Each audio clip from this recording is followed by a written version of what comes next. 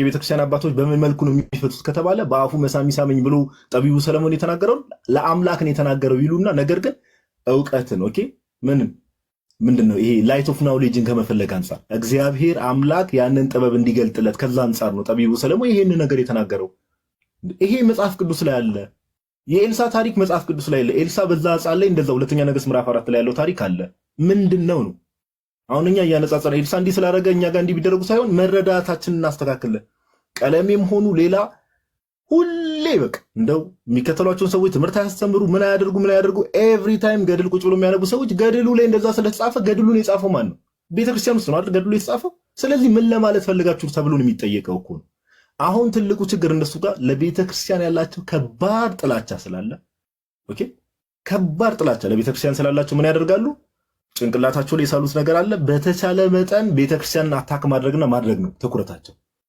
እግዚአብሔር ደግሞ ይመስገን በየጊዜው ቲክቶክ እንደምትመለከቱ ስንት ሰው ከፕሮቴስታንቲዝም እየተጠመቀ ወደ ቤተክርስቲያን እየተጨመረ እንደሆነ እያያችሁ ሰው ሰልችቶታል። እነሱ ጋር ራሱ ስልችት ብሎታል። በቃ እንደ አንተ 2000 3000 ሰው ይዘህ ቁጭ ብለህ እንኳን የእግዚአብሔርን ቃል አታጋራም እንዴ? ነቀፋ። እሺ እንስማው። ስሙልኝማ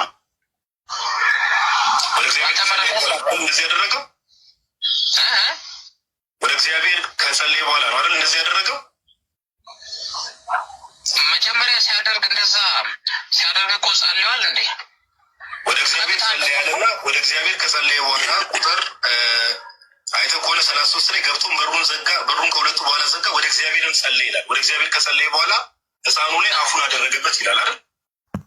ልብ በሉ። ልክ ነው። እሺ ልክ ነው። አፉን ያደረገ ማለት አፉን ሳመው ማለት ነው አይደል? አያችሁት? ነቢዩ ኤልሳ በዛች በሞተው በሱናማይቷ ልጅ ሬሳ ላይ እጁን በእጁ አፉን ባፉ አይኑን በአይኑ ላይ አድርጎ ወደ እግዚአብሔር ጸልዮ ይህ ታላቅ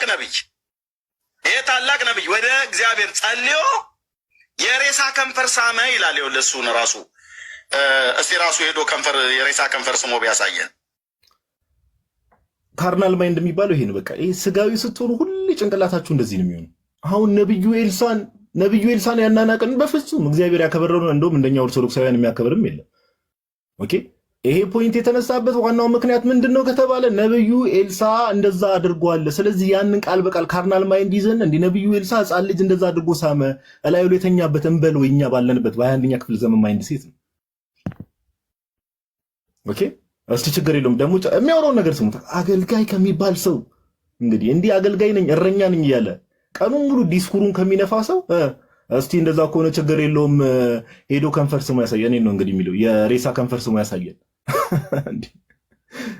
እኔ የዚህ ሰውዬ ጤናም ትንሽ ስለሚያሳስበኝ ነው። ይሄኛው ሌላኛው አንድ ልቅ ማለት ነው። ልቅ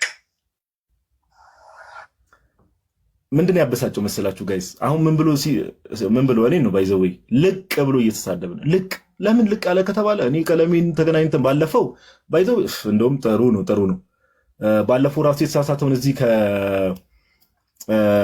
ምንድነው ስሙ አምጡልኝ ከዲዮስቆሮስ ጋር የተሳሳተውን ስህተት እንደውም የተወሰነም እንሄድበታለን። አሁን ምን አለ ምን ልቅ የሚያስብል ነገር አለ? ምንም ልቅ የሚያስብል ነገር የለም። መጽሐፍ ቅዱስን እንደዚህ አይነት ሐሳብ አለ። ስለዚህ መረዳታችንን እናስተካክል የተባለው ያበሳጨው ምንድነው? እዛ ዮኒ ማኛ ቤት ገብቶ ስንት ሰዓት ሙሉ ሲበጠረቅ የነበረውን ነገር እዚህ ጋር ድባቅ ሲመታበት ልቅ ብሎ መሳደብ ጀመረ። ኦኬ እኛ ክርስቲያኖች ግን የሚሰድቧችሁ መርቁ። ያው ትልቅም ሰው ስለሆነ ምናምን ነገር ያው ክርስትናው የሚያስተምረን እንድናከብር ስለሆነ እኛ በዚህ ደረጃ አንሳደብ። ግን አስተውሉ። አገልጋይ የሚባሉ ሰዎች ጌታ ምን ብሎ ተናግሯል? ከፍሬያቸው ታውቋቸዋላችሁ። ከፍሬያቸው ይሄ በተአምር እንኳን እረኛ አይደለም ምንም ሊሆን አይችልም። ልቅ አልኳችሁ። አፉን ባፉ ሳመ ብሎ ራሱን እኮ ሰቅጥቶታል። ታላቁን ነቢይ ኤልሳን ከአቡነ ዘርአ ብሩክና የመባህ ጽዮንን ነውር ለመሸፈን የእግዚአብሔር ሰውን ነቢዩ ኤልሳ ወደ እግዚአብሔር ከጸለየ በኋላ ሬሳ ሳመ ብሎ ይከራከራል። ይሄኛው አልሳመም ይላል። አሁንም ሐሳቡን ወዴት ትዊስት ሊያደርገው እንደፈለገ ተመልከቱ። ቀለሜ ምን እያደረገ እንደሆነ ተመልከቱ። ታላቁ የእግዚአብሔር ነብይ ኤልሳ ታላቁን የእግዚአብሔር ነብይ ኤልሳን እንዳልኩ ነው በደንብ ነው የምንወደው የምናከብረው። ሁላ መታሰብ ያለው በቤተክርስቲያናችን። አንተ ጋር እንደዚህ አይነት ነገርም የለም ሲጀመር። ግን ትዊስት ሊያደርግ አሁን ኤልሳ ሁለተኛ ነገሥት ምዕራፍ 4 ላይ የተቀመጠውን ኦኬ አፉን በአፉ ላይ ያደረገው የሚለውን መፍታት እሱ አይችልም። ባይዘው ሙሉ ነው የ20 ምናምን ደቂቃ ነው። በኋላ ላይ ብትሰሙት ላይ ከኔ የተወሰነ ልሰማ ሞክር ያለውና ኢቭን ይሄንን ክፍል ለማብራራት ምንድነው የሚጠቅሰው የቤተክርስቲያን አንድምታ ነው። ኦኬ ራሱ በፍጹም ሊፈታው አልቻለም። በፍጹም ምን አለ የቤተክርስቲያን አንድምታ ከፈተ። የማንም የኢትዮጵያ ኦርቶዶክስ ተዋሕዶ ቤተክርስቲያን አንድምታ በኋላ ሪከርዲንጉ ላይ እንደዛ ነው። የቤተክርስቲያናችንን አንድምታ ከፍቶ እንዲህ እኮ ቤተክርስቲያኒቷ ራሱ እንዲህ ነው የምትለው ይላል። በኋላ ላይ ባፉ አድርጎታል። አፉን ባፉ አደረገ ማለት እኮ ሳመ ማለት ነው ይላል። እልል ደረገበት ይላል አይደል? ከዚህ በላይ አሁን ጊዜ ሊሰጣቸው የሚገባ ጊዜ የሚሰጣቸው ሰዎችና የማይሰጣቸው ሰዎች አሉ። እኔ በዚህ ደረጃ ለእንደዚህ አይነት ሰው ቦታ መስጠት መልካም ነው ብዬ አላስብም። ኢስና ነሰሰሪ አያስፈልግም። እውቀት ላለው ሰው፣ ትህትና ላለው ሰው፣ ምግባር ላለው ሰው ቦታ ይሰጣል። ግን ትናንትና ማታ ከተናገረው አንድ መሰረታዊ ነገር ይሄ ነው ጋይስ። ሁለተኛ ነገሥት ምዕራፍ 4 ላይ ያለውን ሐሳብ ማብራራት ስለከበደው የቤተክርስቲያን አንድምታን ከፈተ። ቤተክርስቲያኒቷ ራሱ እኮ እንዲህ ነው የምትለው ብሎ አንድምታ ከፈተ። የኛም እኮ ፖይንቴ ነው። ሌሎች በቤተክርስቲያን ውስጥ ቤተክርስቲያን ኦፊሻሊ ሪኮግናይዝ ያደረገቻቸው መጽሐፍቶች ኦኬ ሪኮግናይዝ የተደረጉ ከሆኑ መጽሐፉ ምን ለማለት ፈልጎ ነው የሚለውን ቤተክርስቲያንን ጠይቀ እንዴ። ለሱ ብቻ አይደለም ለሌሎች ፕሮቴስታንቶችም እንደዛ ነው የምንለው። ኦኬ አንድምታዋ እኮ እንዲህ ነው የሚለው አንተ እንዴት እንደምትፈታው ሲጨንቅ እንዴት እንደምትፈታው ግራ ሲገባ የቤተክርስቲያን አንድምታን መሸሸጊያ መደበቂያ ስታደርግ ለሌሎቹ መጽሐፍት ምን ለማለት ተፈልጎ ነው ይሄ ቃል ከምን አንጻር ነው የተጻፈው ብለ የቤተክርስቲያን መምህራንም ሊቃውንቱን መጠየቅ ትችላለህ። ዛት ሲፈቀ ይሄንን ነው የምንለው። ኦኬ ሲመች የቤተክርስቲያን አንድምታን ጠቅሰ እንዴት እንደሚፈታ ግራ ሲገባ የቤተክርስቲያን አንድምታን ትጠቅሳለህ። ከዛ ለሌላው ነገር ደግሞ የራስን ሐሳብ የራስን አይዲዮሎጂ ታራምዳለህ። ይሄ ደብል ስታንዳርድ መሆን ይባላል። ኦኬ ደብል ስታንዳርድ። እንደውም ባለፈው በቪዲዮ ሰርቻለሁ፣ ብዙዎቻችሁ አይታችሁታል። የተወሰነ ነገር ልበል ግን እንደዚህ አይነት ሰዎች እንደ ቀለሜ አይነት ሰዎች ሞስት ኦፍ ዘም የቤተክርስቲያን ኖሌጅ የላቸው። ኦኬ ባለፈው የሰራሁት ቪዲዮ ላይ ምን ሲል ሰምታችሁታል? አንዴ ላሰማችሁ። እሺ አንዴ ቆይ።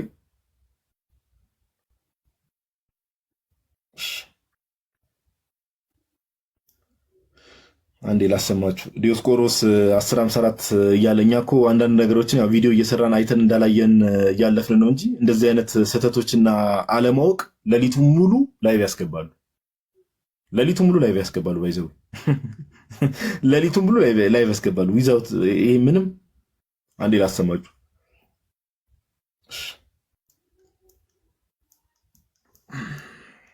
ከዛ አንዴ ላሰማችሁን የተወሰነ ሐሳብ ሰጥቻችሁ ወደ ዛሬው ቶፒክ እንገባለን። እሺ እናንተ ሰዎች እንድታውቁት ነው። በቃ ልክ ሐሳባቸው ሲመታ ምን አይነት ዳይሬክሽን ላይ እንደሚሄዱ ጀስት እንድታውቁት ነው።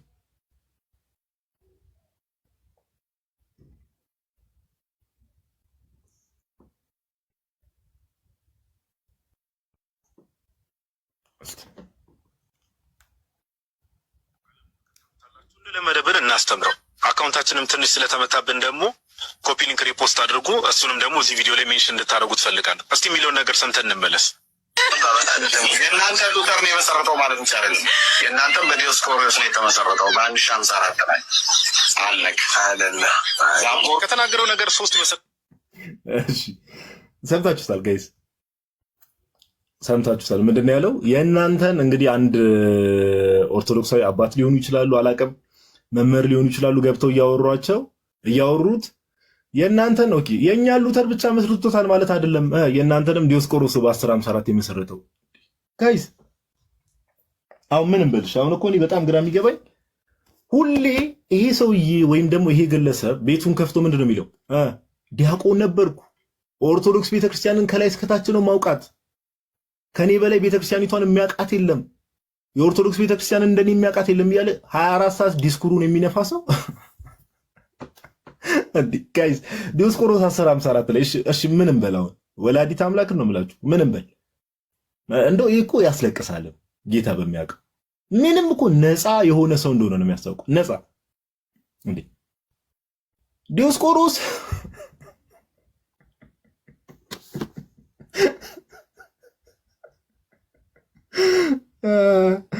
ወይ መድኃኒዓለም እኔ እኮ አንዳንዴ ሳንፈልግ ለምን እንደሚያስቁን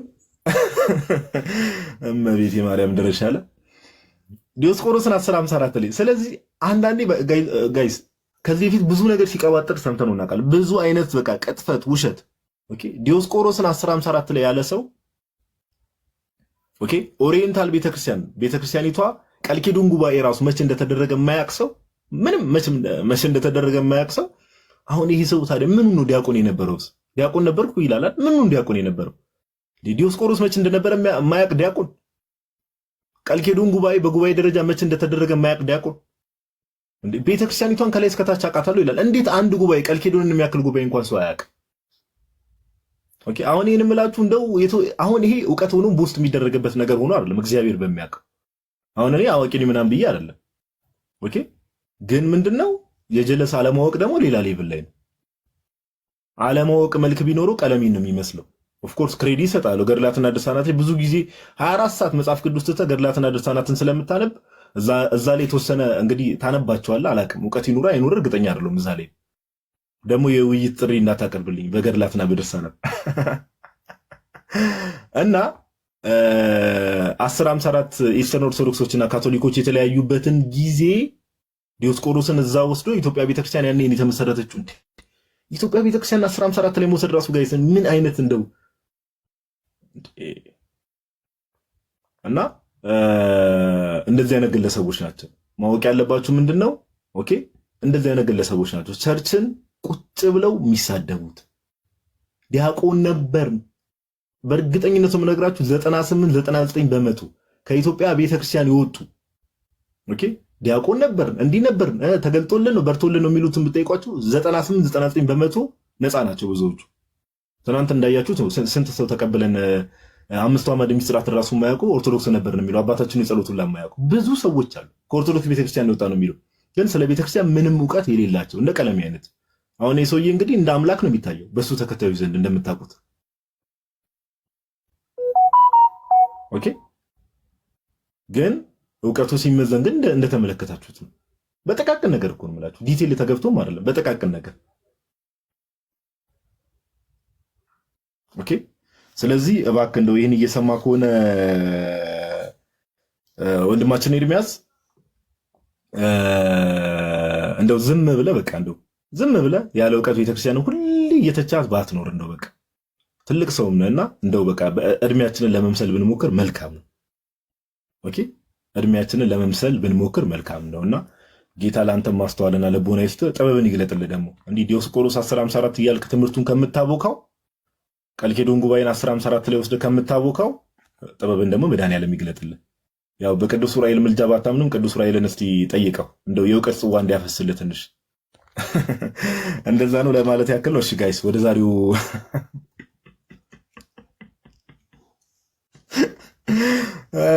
የእንትና ቻቺ አንቺ ተምተሽ እና እናቴ አንድ ጊዜ የተጫወተው ነገር ትዝ አለኝ እና ቤተክርስቲያን ውስጥ ቆይተናል እንዲህ ምናምን ሲሉ በቆየማ ቢሆን ባታ ማርያም ባታ ያለችው አለች አይደል? ባታ ቤተክርስቲያን እዛ ያለችው ኤሊ ከማንም በላይ ቆይታለች ቤተክርስቲያንን በማወቅ ብሎ ዲያቆን ናታኒም ተናግሮ ነበርና ትክክለኛ ነገር የተናገረው መቆየት አይደለም። አንዳንዴ ያው ቸርቹ ስለተቆየ ብቻ አይደለም ይሄ ማወቅ ያስፈልጋል ለማለት ያክል ነው። እሺ ወደ ዛሬው ሴሽን እንሄዳለን። ፕሮቴስታንቶች እንግዲህ ወዳጆቻችን፣ ወንድሞቻችን ያው እንወዳቸዋለን። ባይዘው እንደዚህ አይነት ነገር ስናገር እግዚአብሔር በሚያውቀው ፐርሰናል በሆነ ነገር ምናምን ትምህርቱን ነው እንጂ ጌታ በሚያውቀው እግዚአብሔርም አይወደውም ይሄንን ነገር። ኦኬ ፐርሰናል ጥላቻ ኦር ቫንዴታ ምናምን ነገር ይሄ ሰውን የመጥላት ኦር ቂም በቀል ምናምን ነገር አይደለም እግዚአብሔር በሚያውቀው ነገር። ግን ምንድነው ትምህርታችሁ ትክክል አይደለም ብለን ስለምናስብ ትምህርቱ ላይ አንዳንድ ሀሳቦችን እያነሳ እናወራለን። ስለዚህ ፕሮቴስታንቶች አንድ ቁጥር ጻፉ። ከዚህ በኋላ ገስት ምናምን እየተቀበል እዚሁ ኢንቫይት ማድረግ ይችላሉ አንድ ቁጥር የሚጽፉ ሰዎችን። በዛ መልኩ ፕሮሲድ የምናደርግ ይሆናል ማለት ነው እናንተ ሰዎች። እሺ ወደ ዛሬው ሴሽን እንሄዳለን። አንድ ቁጥር መጻፍ ትችላላችሁ ፕሮቴስታንቶች። ተረት ተረት እያልክ የምትጽፈውም ሰው እሺ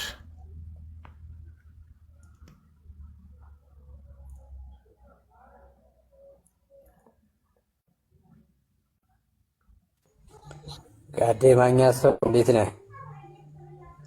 አለን አምላክ ይመስገን። እግዚአብሔር ይመስገን ሁሉ ሰላም ነው። አለን እግዚአብሔር ይመስገን። ከየት ቤተ እምነት ነህ? እኔ ፕሮቴስታንቲዝም። ከየትኛው ዲኖሚኔሽን? ፕሮቴስታንቲዝም እሱ ነው። የትኛው ዲኖሚኔሽን? አንቀጸ ብርሃን። አንቀጸ ብርሃን ነው ያልከኝ?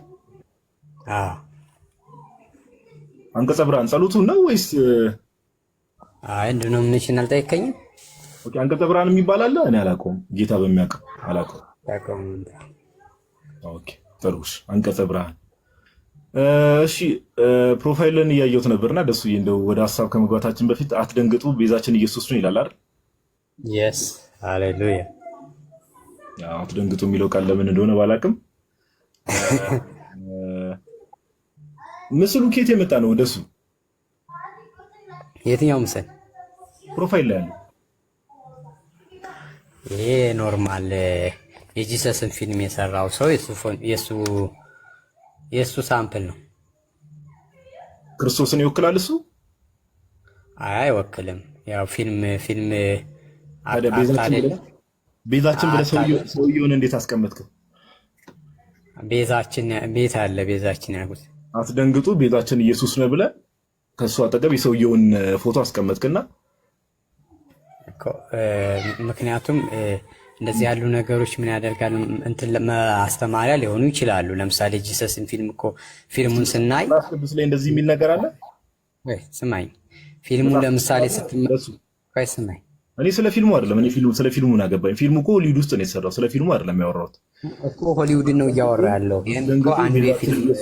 አትደንግጡ ቤዛችን ኢየሱስ ነው ብለህ ምስል አስቀምጣል። በመጽሐፍ ቅዱስ ደግፍልኝ። ኬታ መጣው አዲስ ኪዳን ላይ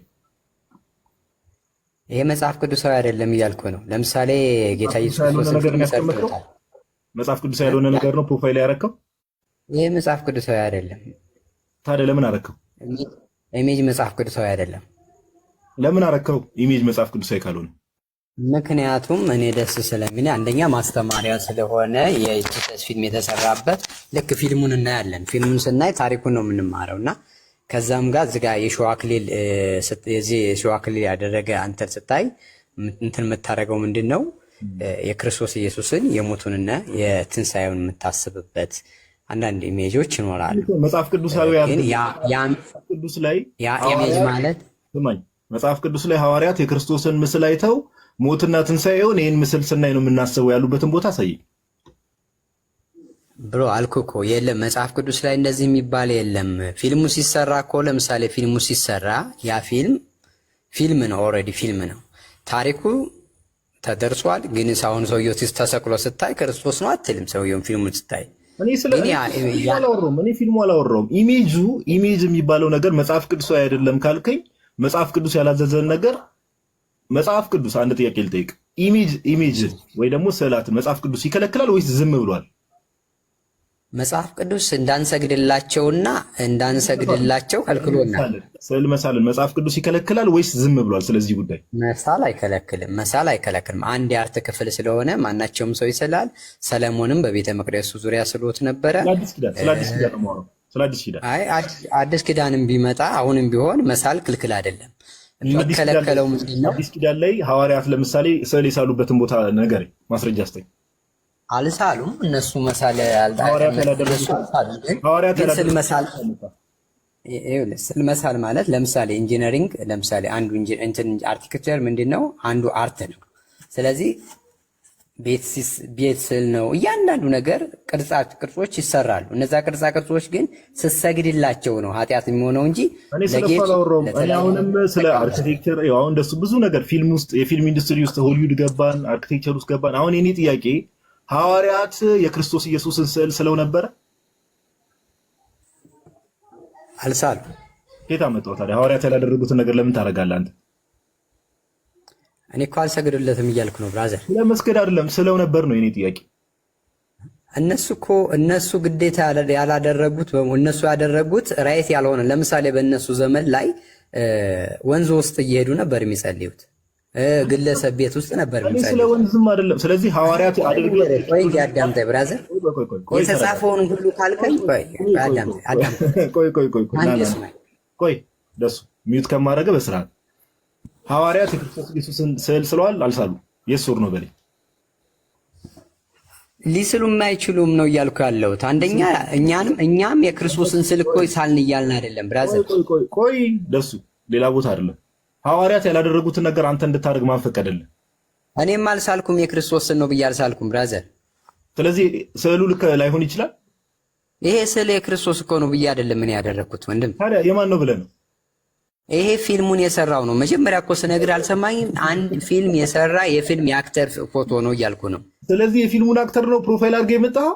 ቤዛ የፊልሙ አክተር ፊልሙን ሲሰራው የሚያስተላልፈው ሜሴጅ ያንን ነው እንጂ እንትን ያደረግነው እኛ ይሄ ጂሰስ ነው ብዬ አይደለም እኔ። ስለዚህ ቤዛ አንድ ጥያቄ ልጠይቅ። እዚህ ፕሮፋይል ላይ ቤዛ የፊልም አክተሩ ነው ወይስ ሌላ አካል?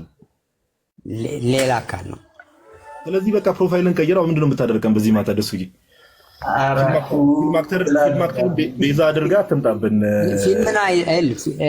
አንተ ኢየሱስ ነው ብለህ ታምናለህ? እንዴ እንትን የምታደርገው ነው አሁን ቤት የኛ ቤተክርስቲያን አንተ ቤት የምትሰግድለት ኢየሱስ ነው ብለህ ታምናለህ? አይኮኖግራፊ ላይ ራሱን የቻለ ትምህርት ቤተክርስቲያን አላት። አሁን ቴብሉን ወደ እናንተ ስናዞረው ሌላ ነገር ውስጥ መግባት ጀመርክ። መጽሐፍ ቅዱስ ላይ እግዚአብሔር በማንና በምን ትመስሉኛላችሁ ብሎ ተናግሯል አይደል? አዎ። እግዚአብሔርን በአክተር መመሰል ልክ ነው? በምን እግዚአብሔርን በሆሊውድ አክተር መመሰል ልክ ነው? መቼውንም አንመስለውም፣ ልንመስለውም አንችልም። መሰልከው እኮ ቤዛዬ ብለህ እኮ የሆነ ሆሊውድ አክተር ለጥፈህ መጣ። ይሄ እኔ አይደለም እያልኩ እኮ ነው ብራዘር። ቤዛዬ አይደለም ይሄ የሆሊውድ አክተሩ አይደለም የኔ ቤዛዬ። የኔ ቤዛዬ መስቀል ላይ የተሰቀለው ክርስቶስ ነው። ታዲያ አለሽ አሳየንሽ። እሱን በእምነት ነው የምታየው። ልብን ከፍተህ ስታምነው ነው እንጂ የምታየው። አሁን ከ2000 ዓመት በኋላ ኢየሱስ ወይ ሲገለጥልህ ነው ልታየው የምችለው። ችግር የለውም። ከዚህ በኋላ አላስጨነቀም። ባይዘው የምትሰሙ ጴንጤዎች፣ እኛ አሁን እንደዚህ አይነት ነገር ላይ ደብል ስታንዳርድ አትሁኑ። መልሳችሁ እንደዚህ ስትጠየቁ መግቢያ መውጫ ነው የሚጠፋችሁ። ከስዕላት ጋር በተገናኘ ኦርቶዶክስን ብቻ አታክ ለማድረግ እዚህ ጋር ማለት አያስፈልግም። ወደሚቀጥለው ሀሳብ እኔ ደሱ ችግር የለውም። ከአንቀጸ ብርሃን የመጣሁት ብለኸኛል። እሺ፣ አንቀጸ ብርሃን የራሷ እምነት መግለጫ አላት። ቸርቿ አላቸው። ታሳየናለህ?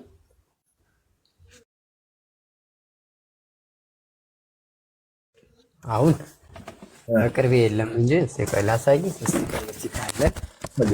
የአንቀጸ ብርሃንን እምነት መግለጫ ትንሽ ትጠብቀኛለህ? ችግር የለውም። እስከዛ ድረስ አንተሽ ሰላም ይለናል። ችግር የለውም፣ ጠብቃለሁ።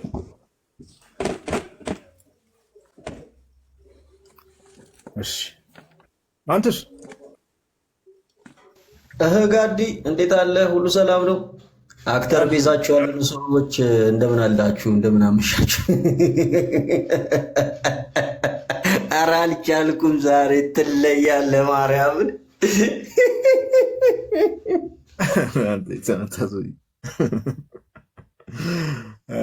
እሺ ያዘግ የሆነ ልጅ እዛው ስራ ቦታ ሆነ ነው። አሁን ጋዲ ትንሽ ወጣ ብዬ ነው እዛው ስራ ቦታ።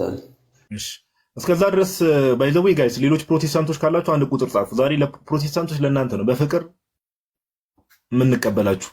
አንድ ቁጥር መጻፍ ትችላላችሁ። ደሱ አሁን አንቀጸ ብርሃን በፕሮቴስታንት ውስጥ ያሉ ቸርቾች ናቸውና የእምነት መግለጫ ሊያሳየን ነው። እምነት መግለጫቸውን እስኪ እናያለን አብረን። የቸርቿን ማለት ነው። ፕሮቴስታንቶች ነው ያልኩት። ጃኒ ተይ። እሺ ይህን ነገር የምንጠይቀው እንደዚህ ይሄ አሁን እኛ ጠፍቶን ኦር እንዲሁ መዳረቅ ፈልገን ሳይሆን ቅድም ስንጠይቅ የነበረው ስታንዳርዱ ኦርቶዶክስ ቤተክርስቲያን ቅዱሳት ስዕላትን የምትረዳበት መንገድ አለ። ኦኬ፣ ቤተክርስቲያንን ግን ሰዎች በዚህ ነገር አታክ ለማድረግ በጣም ሩቅ መንገድ ይሄዳሉ። እሺ ሜሪ የሚል ዩዘር ኔም ደሱ አለ ወይስ ምንድን ነው? አንቀጸ ብርሃን ቸርች ነው ወይስ ጸሎቱን ነው የፈለገው ጋዲ? አይ እኔም እንደዛ ብዬው ነበር እኮ ጸሎቱን እዚሁ ደሱ ሊልልን መስሎኝ ነበር። አንቀጸ ብርሃን ጸሎቱን ግን ቸርች ናት። አላውቅም እንግዲህ ቸርች ነው አለኝ። እኔ አንቀጸ ብርሃን የሚባል አጋጥሞኝም አያውቅም። ኤኒዌይስ ሜሪ ኢንቫይት አድርጌሻለሁ። አንድ ቁጥር ጽፈሻል። ኢንቫይት አድርጌሻለሁ። ግቢ።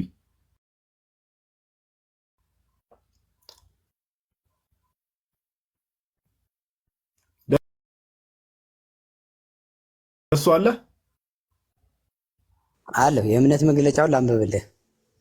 አሳየን። ይኸው በትልቁ ላድርግ። ካሜራ ከፍተህ እኮ እሺ፣ እንትን ስለሚሆን አሳየን።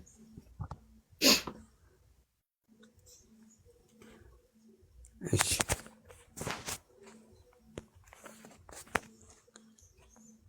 ትንሽ እንትን ጨለማ ነው መሰለኝ። እንዴ ደሱ ይሄኛው ደሱ ነው እንዴ? እንደ የድሮ ሰው አውቀህ ነው አይደል? አንተ ሞዴል ባቀማ ኖሮ በፍቅር አስተናግድ ነበር። እስቲ ከቨሩን አሳየን፣ እኛ መጽሐፉን ቼክ እንድናደርግ። እሺ አይ ከቨሩን አሳየን መጽሐፉን። እኔ እፈልጋለሁ የፕሮቴስታንቶችን የእምነት መግለጫ። እስቲ የቤተ ክርስቲያን አገልግሎትና የአገልጋዮች ትምህርት እኮ ነው የሚሉት አይደል? ይሄ እምነት መግለጫ ይላል እኮ። ይኸው ትምህርታችንን ላሳይ። እዚሁ እኮ የእምነት መግለጫ እኮ ማለት ትምህርት ነው አይደል? የሥላሴ ላሳይ፣ ላንብብልህ። ምን ይላል መሰለ? እሺ አሃዱ ስሉስ አንድ እውነተኛ አምላክና ራሱን በሶስት አካላት በአንድነት የገለጠ አንድ በሶስትነት ለዘላለም ኗሪ የሆነ እግዚአብሔርን እናምናለን ይላል። ፈጣሪ እግዚአብሔር አብ የዓለም ሁሉ ፈጣሪና ገዢ አምላክ የእግዚአብሔር ልጅ ኢየሱስ ክርስቶስ የሥላሴ ሁለተኛ አካል የእግዚአብሔር መንፈስ የአሃዱ ሥላሴ አካል የሆነው እግዚአብሔር መንፈስ ቅዱስ ሁል ጊዜ የሚኖር በክርስቶስ ቤተክርስቲያን ውስጥ በኃይልና በጸጋ አገልግሎት የሚገለጥ እግዚአብሔር ነው ይላል። የእግዚአብሔር ቃል መጽሐፍ ቅዱስ በእግዚአብሔር ልዩ መንገድ በመንፈስ ቅዱስ ኃይል ምሪትና ድጋፍ በሰዎች የተጻፈ ነው ይላል። ስድስተኛ ኢየሱስ ክርስቶስ የእግዚአብሔር ልጅ መሲሁ አዳኝ ዳግመኛ የሚመጣ ጌታ ነው ይላል። ከዛ ነፃ ምርጫ፣ የክርስቲያኖች ነፃ ፈቃድ፣ ሁሉም ሰው በእግዚአብሔር ፍቅር ለድነት መመረጥ ያምናል። ንስሐ፣ በጸጸት በኃጢአትና በኃጢአት መንገድ ትተን በይቅርታ ወደ እግዚአብሔር መመለስ፣ እንደገና ጻድቅ የሚለው ትክክለኛ የመሆን እውነተኛ ባህሪያት። ስለ ክርስቶስ ኢየሱስ ሞትና ትንሣኤ ያወራል እምነት መግለጫው ይናገራል እኮ። የእግዚአብሔር ልጅ ኢየሱስ ክርስቶስ የሥላሴ ሁለተኛ አካል ይልና ኢየሱስ ክርስቶስ የእግዚአብሔር ልጅ መሲህ አዳኝ ዳግም የሚመጣ ጌታ ነው ብሎ እንትን ያደርጋል። ከዛ ይብራራል ወደ ላይ። ክርስቶስ ኢየሱስ በዕለተ ዓርብ ቤዛ መሆኑን ስለኛ መሞቱን አሁን የእኛን እምነት መግለጫ አይተህ ከሆነ አይደለ ከሰማይ እንደወረደ ከድንግል ማርያም ስጋ አለው እኮ ወደ ኋላ እንትን አለው ወደ ኋላ ስናነበው እሱ አሁን ያልከው የእምነት መግለጫው መግቢያ ላይ ነው አይደለ? እዛ ላይ ግን የክርስቶስ ኢየሱስ መሰቀልና ሞት እንድል አድርጎ መነሳቱ ለምን አልተጠቀሰም ነው የኔ ጥያቄ። በሱ ዙሪያ ሁሉም በውስጥ ስለሚይዘው ነው እንጂ አለ ወደ ውስጥ ዋና ችግር የለውም። ደሱ በዚህ ደረጃ ዲቴል እንትን ልል አልፈልግም። ቸርቿ መቼ ነው የተመሰረተችው? ቸርቹ በጣም የቆየ ቸርች ነው። 18 ምናምን መሰለኝ። በ18 ማለት በኢትዮጵያ ነው? ኧረ ኖ በነጮች ምንድን ነው ውጭ ሀገር ላይ ስሙ ቸርቹ?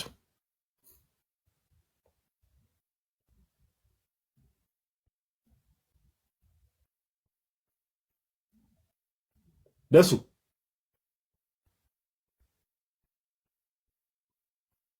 ከእንትላ ጋር ነው መሰለኝ የሚመደብ ከመካኒክስ ጋራ ከእነሱ የወጡ ነው የሚመስለኝ እንጂ እርግጠኛ አይደለም። በዛም ብዙ አላውቃቸውም። ወደዛ እንትላቸውን ታሪካቸውን ከመካነ ኢየሱስ ከወጡ ጥምቀት ለድህነት ነው ብላ ታምናለች እርሷ። እነዚህ ሁለቱንም አይከለክሉም። ኦኬ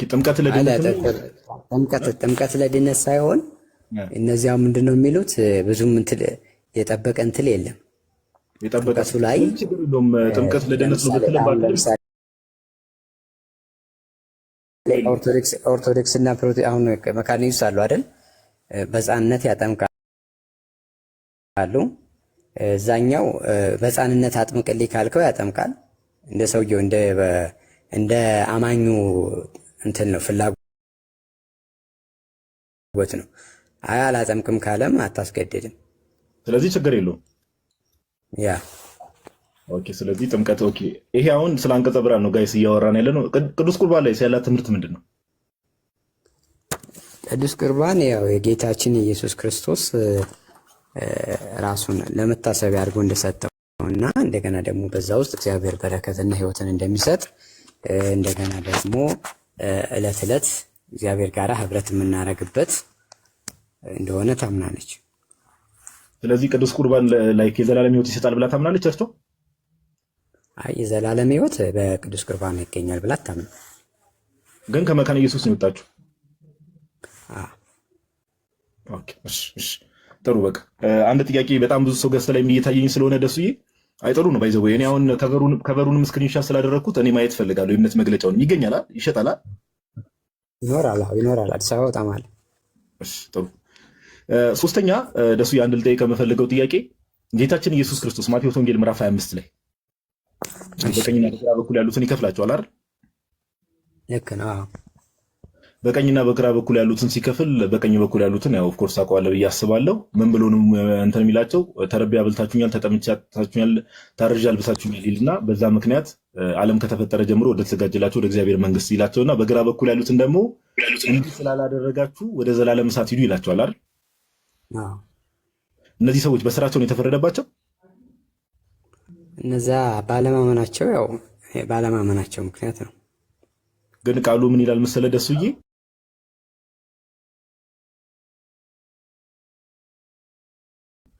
ማቴዎስ ወንጌል ምዕራፍ 25 ይላል እሱ እንደ በስራቸው ነው የሚለው እዛ ጋር። ክፍሉ ግን ምንድነው ከማን ጋር የምታያይዘው? የማቴዎስ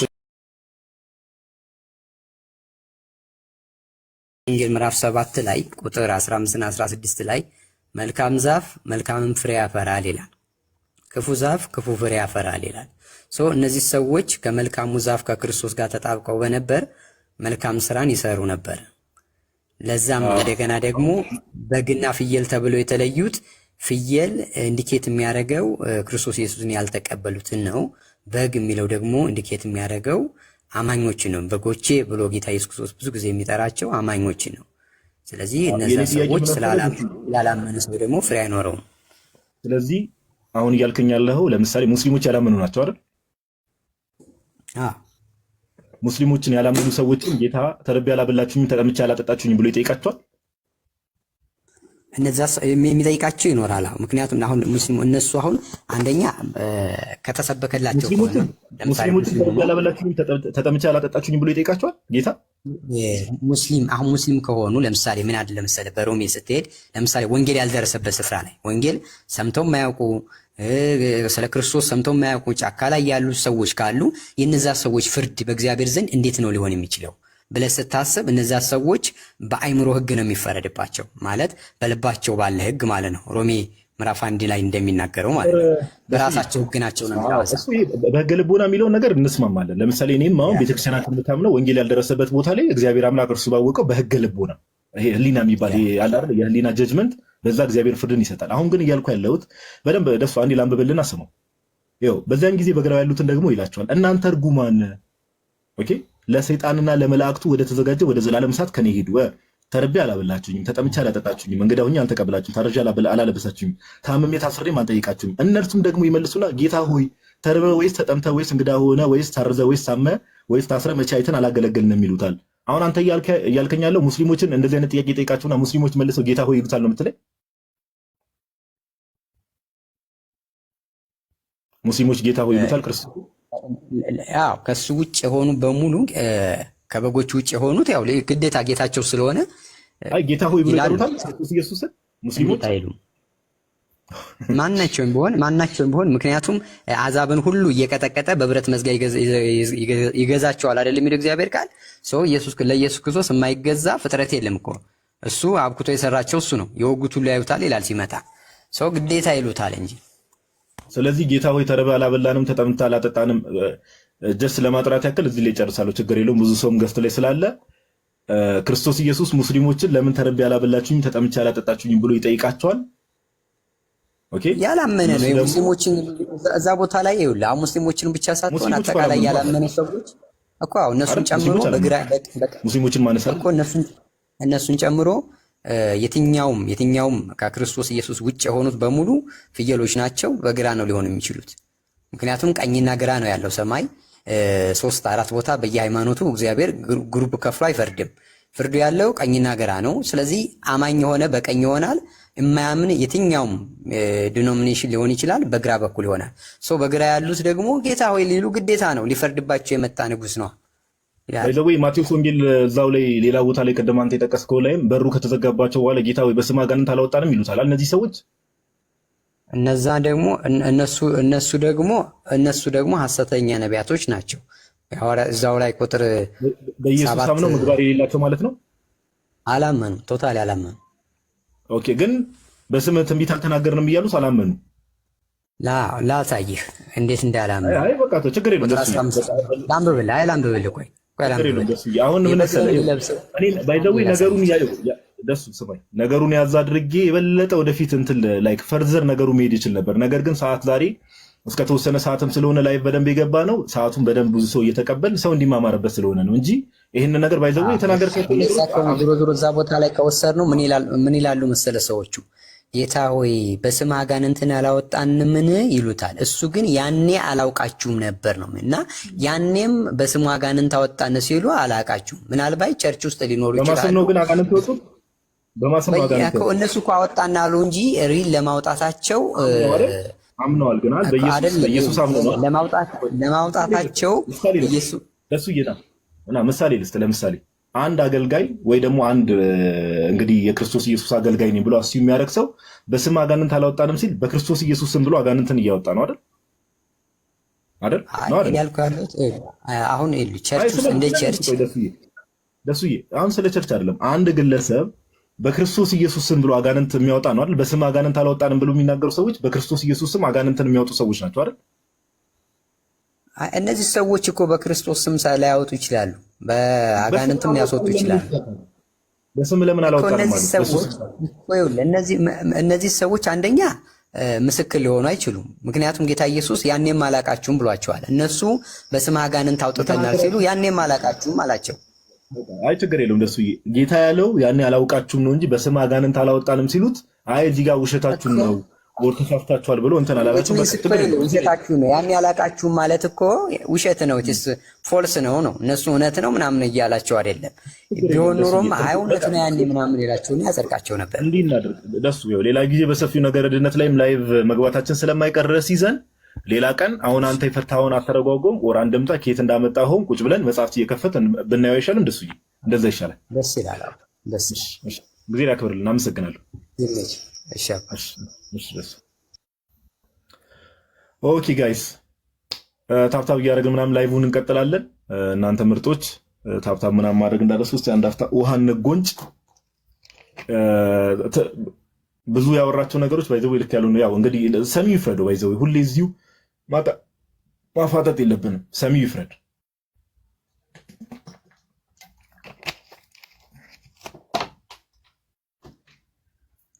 ኦኬ ማርቆስ እንኳን ደህና መጣ።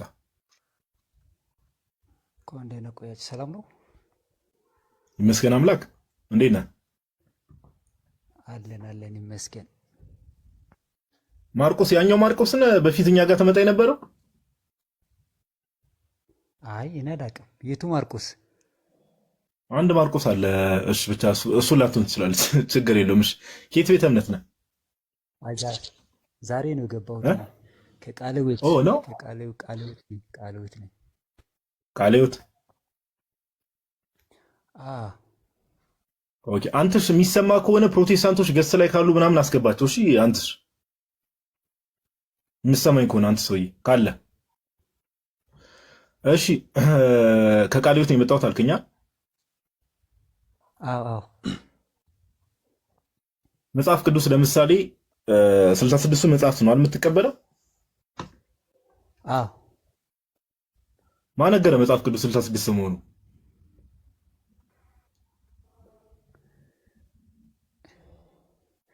የቤተ ክርስቲያን አባቶች ነው። ታሪክ አለ እኮ የቤተ ክርስቲያን ታሪክ አለ አይደለ? እሺ የትኛው የቤተ ክርስቲያን አባት ነው መጽሐፍ ቅዱስ 66 ነው ያለው? ትንሽ ድምፅን ደግሞ ከፍ አድርግ፣ የሚሰማ አይመስለኝም። አይ እሱማ እኮ ይታወቃል እኮ በካርቴጅ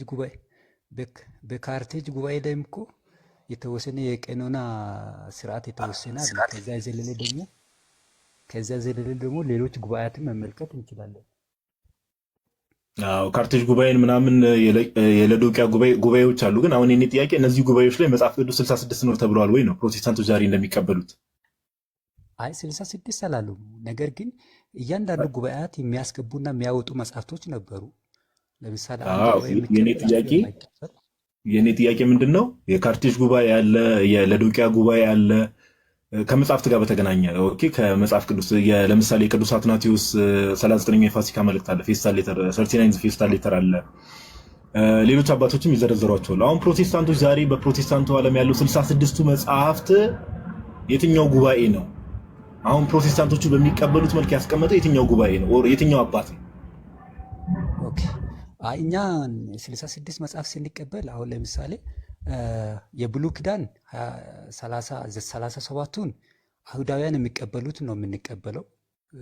ደግሞ የአዲስ ኪዳን 27ቱን ደግሞ አሁን የአዲስ ኪዳን ቤተክርስቲያን ያለችው ሌሎች ቤተክርስቲያን የሚቀበሉት ነው። አሁን የኔ ጥያቄ ምን መሰለህ ማርቆስ፣ አሁንም ጥያቄን ባይዘው በደንብ ስማኝ ወንድሜ፣ በደንብ ስማኝ። እንድትሰማኝ የምፈልገው ምንድነው የብሉይ ኪዳን አሁን 66 ሲባል የትኞቹን ነው የምትቀበለው? የአዲስ ኪዳን 27 የብሉይ ኪዳን 39 እሱን አይደለም ፖይንቴ። የትኛው የቤተክርስቲያን አባት ወይ ደግሞ አሁን ካልካቸው ጉባኤዎች ውስጥ ፕሮቴስታንቶች ዛሬ በሚቀበሉት ልክ እነዚህ መጽሐፍት ብቻ ናቸው እስትንፋሰ እግዚአብሔር ብሎ ያስቀመጠው ማን ነው? እኔ ጥያቄ። ኦኬ አሁን ለምሳሌ ቅድም እኮ አንተ አንስተሃል እኮ አትናቴዎስ አሁን 27ቱን የአዲስ ኪዳንና ደግሞ ከብሉይ ኪዳን ውስጥ ከአስተር ውጭ ሌላ መጽሐፍ ይቀበልልህ እንዴ? ይህን ታውቃለህ እንግዲህ። ለምሳሌ አትናቴዎስ እናንተ አውጥቼ ላነብልህ እችላለሁ። አትናቴዎስ እናንተ የማትቀበሉትን መጽሐፍት እዛ ላይ ያስቀመጣቸው መጽሐፍት አሉ አይደል? አንድ መጽሐፍ ነው ያስቀምጠው። እስቲ ንገረኝ። ለምን አልተቀበላችሁትም እሱን መጽሐፍ? ሌሎቹ ደግሞ ሌሎች አባቶች እሱን ደግሞ አይቀበሉትማ፣ ያወጣሉ።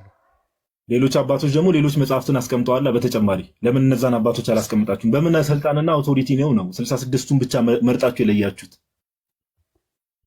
አልኩት እኮ አሁን ለምሳሌ ቅድም እንዳልከው ቤተክርስቲያን አባቶች አንዱን ያስገባል፣ አንዱን ያወጣሉ። ሌላ ደግሞ አንዱን ያስገባሉ፣ ሌሎች ደግሞ አንዱን ያወጣሉ። ነገር ግን እኛ ደግሞ ከሉተር በፊት ይታወቃል ይሄ ቀኑ ነው። በሮሜ መጽሐፍ ላይ የብሉይ ኪዳን የመጽሐፍ ባለቤቶች አይሁዳውያን ነው ብሎ እንደተገለጸው እዛች ጋር አይሁዳውያን የሚቀበሉትን 22 እነሱ እንደሚሉት እኛ ደግሞ 37ቱን እንቀበላለን።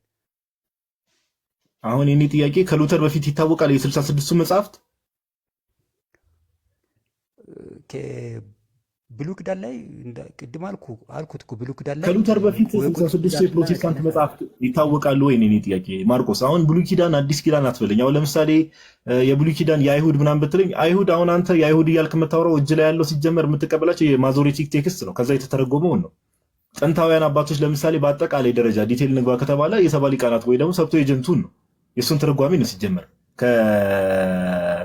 ከሂብሩ ወደ ግሪክ የተተረጎመው ማለት ነው።